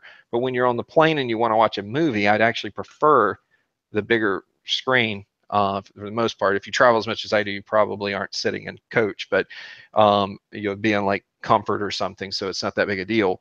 But I will tell you that is the reason. And the thing that is, I've never had a laptop this loud. It I do every other machine I've had that's a Surface. You watch a movie in your hotel room, you will be one, either putting on some headphones because it sounds like a tin can, or two, you will have to turn the volume to maximum to be able to hear it. This thing, you're at like 60% and it is louder than all get out. I don't know how they did it, but it is loud. So there's my whole thing. And what was the retail on that? $12.99. I would not buy anything bigger, faster. Okay. I do not hit a high end unless you are doing Visual Studio. Give me the specs again. Which processor? I have the i5, 8 gig of RAM with a 256 gig SSD, and it is absolutely perfect for my use case. It is, and even if you decide that you want to go with the workhorse, if you're going to get a workhorse, go Surface Book. I would encourage you to spend the money on the Surface Book if you need power, if you like processing power and grunt. I would encourage you that if you want a laptop and you want like the MacBook Air or the MacBook of Windows, it's this thing, and it's good. I mean, and I'm not saying that just because I work for Microsoft and everything. It's actually just a really great machine. But you can't get that configuration right now at the Microsoft Store. So the i5s are only available in 4 gig and 128 gig RAM. So so yeah, the blue, and if you try to get a blue one, it's hard to get. It's because I'm telling you, if people who have bought the higher end ones, they'll be like, it's not worth the money, it's expensive. But $12.99 is really not that bad for this level of laptop. And I'm telling you, you're not gonna, for the average user, they're not going. I mean, I work for Microsoft. This is what I do, and I don't use it that well. And I tell you, even though it's just a subtle thing, like when you're opening the lid on it, and as the lid is opening, it's turning it on to get ready for the camera. It is almost, when you open it, it's logging you in already, and it's kind of a trick, but it's a good trick. That works pretty much perfectly. Trackpad, I didn't, 9 times out of 10, I won't even pull a mouse out of my bag. That's a big deal for me. So again, I'm telling you, it's an amazing machine. You can write on it with a pen and a pinch. I only use that whenever I sign a document or something anyway, and I just use the pen for one of my others. It works fine. So anyway, so that's Surface Laptop, boys and girls. Yeah, there you go. Cha-ching in the post show. Yeah, and by the way, that is the correct case, NZXT, and I gave you a link to the case that's for the computers. So there you go. There you have it. There you got it. Yeah. Oh, one other thing, mixed reality headset. If you get the Windows Developer Edition, you better get an Xbox controller, because that is how you control things in it, and I did not realize that. So you add the Xbox controller to the cost of the Windows mixed reality headset, and you're pretty darn close to an Oculus Rift, aren't you? Yeah, you are at that point for sure. So those are interesting topics. Yeah, can you? It's interesting. I just need to mess with one. I need you to be at the meetup, so just make sure you get. Are you sure that that's the date? Yeah, September 30th. It is September 30th. Okay, I'm looking right now, boys and girls. You're hearing it right here, right now. I am looking at schedules. Let me pull up the link, the Home Server Show link. Let's see if we've got meetup registration. September 30th. Here's the blog post, and that is the week before I go. Yeah, it's the week before I go to Mexico. So I had to check to make sure I'm not going to Mexico. Now I got to go over here to work calendar. My personal machine, I've decided, will never have my work calendar. September 30th, 8 a.m., 5 p.m. will be at the Microsoft. I'm wearing a hat. It doesn't office location in Indianapolis. You've been there before. Oh, the Microsoft office? Yeah.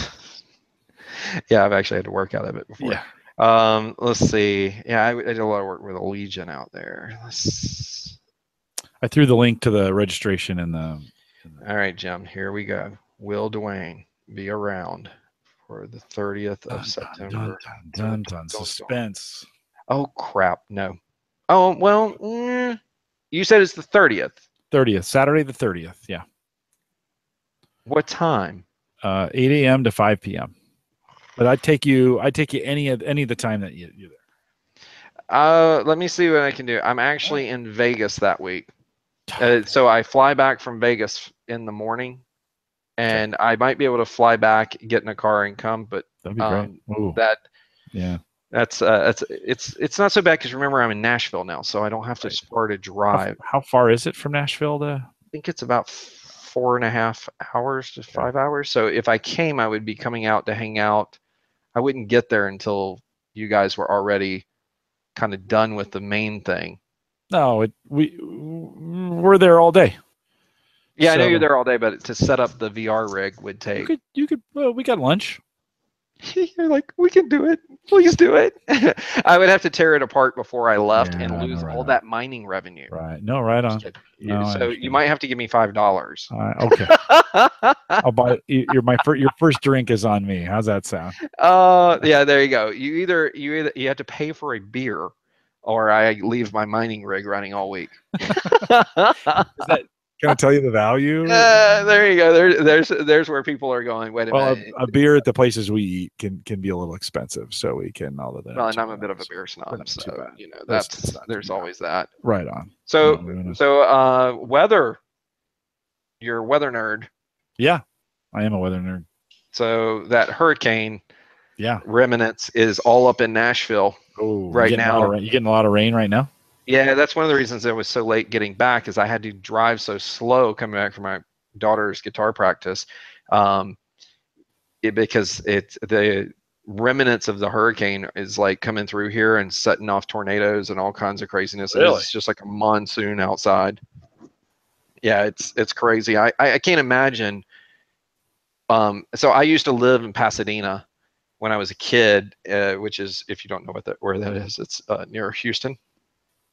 And so that's the reason Pasadena, not Pasadena, California. Yeah, Pasadena, Texas. Yeah, and so that is the area of Houston that floods all the time. If you just if it, someone spits on the road, it floods there.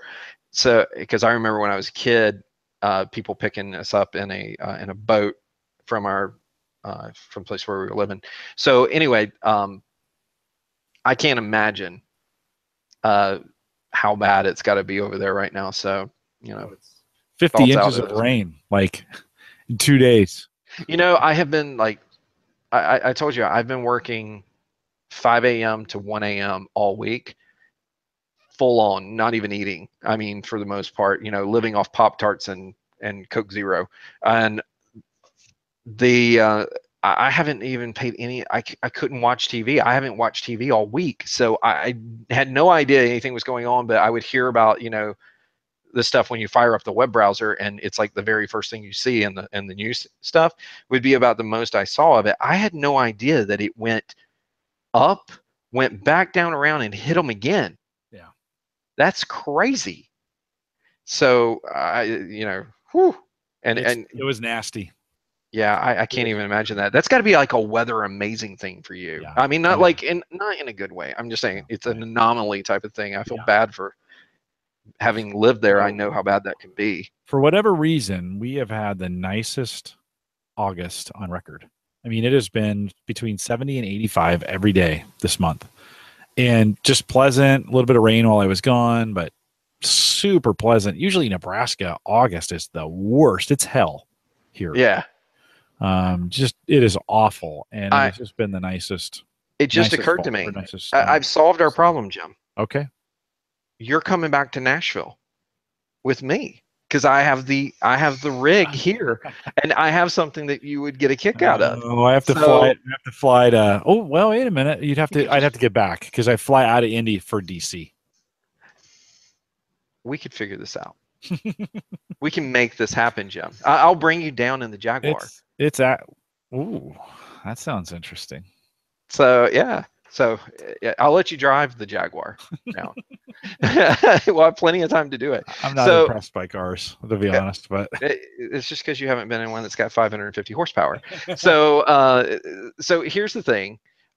You could come down here, and it's funny you're saying this. Are you a college football person or a football? Okay, yeah. so I thought so because you were saying Big Red. I'm just, but in Omaha, there's really not much more to talk about than Cornhuskers. Anyway, so my wife, I don't know if you knew this, Tamara is actually, you should know it because she came to meet up, and remember, all she did was sit and watch college football. She never even came in the room. She just stayed out in the lobby watching the college football. And here's the thing. So she's like into this. This was the whole thing. And then last year, the decision was that because we moved to Nashville and our houses, remember I told you our house is a lot smaller than it used to be. And so she was always like, we need a bigger bonus room. So what she ends up doing is she and I agree that instead of having a bonus room, let's have an outdoor, like one of those amazing outdoor areas, right? And so we went and bought the jacuzzi tub, put in this huge like deck. The whole backyard is now like, I don't know, you call it like the hardscaped. And I have a built-in fire pit that, is like 4 feet long, and has like dual burners and everything. It's just like 170,000 BTU out. I mean, this thing's stupid, and with like a glass ring around it. And then I have this sectional that goes around it. Well, that faces the garage wall, and I went out and my wife said she wanted to turn this into like an outdoor living room for football season. And so she kind of beat me up pretty hard and made me get the TV. Oh.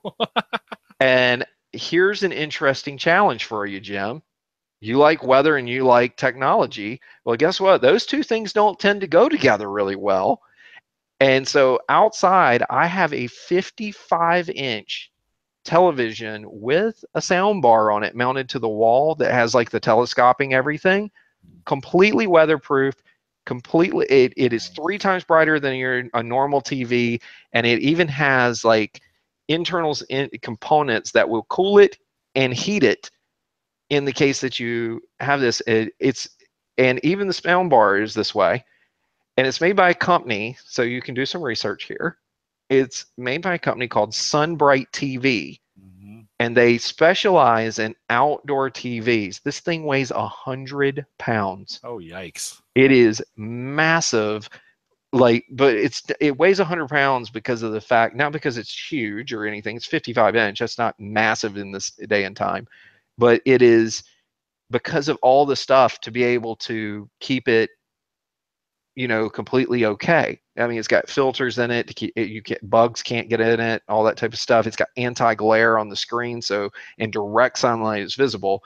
And the version I had to get was the Pro version. So they have like 3 versions. They have the version that's outdoor ready for shaded areas. Then they have one semi-shade, which I can't remember the name of the other ones.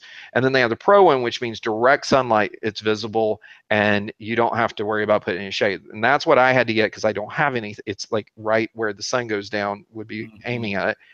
And it was funny because last week we were sitting there watching football, and it was so nice outside that my wife and I are sitting outside on the sofa, and on that little L shape on the sectional, I ended up falling asleep watching NFL preseason games.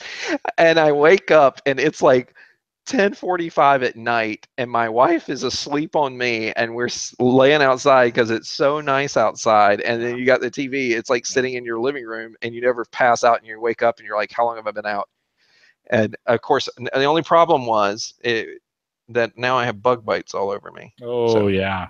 So the next step is we have to figure out a way to get rid of mosquitoes. Yeah. So. Yeah. All right. I'm gonna let hold on, you hang tight. I'm gonna let the live folks go.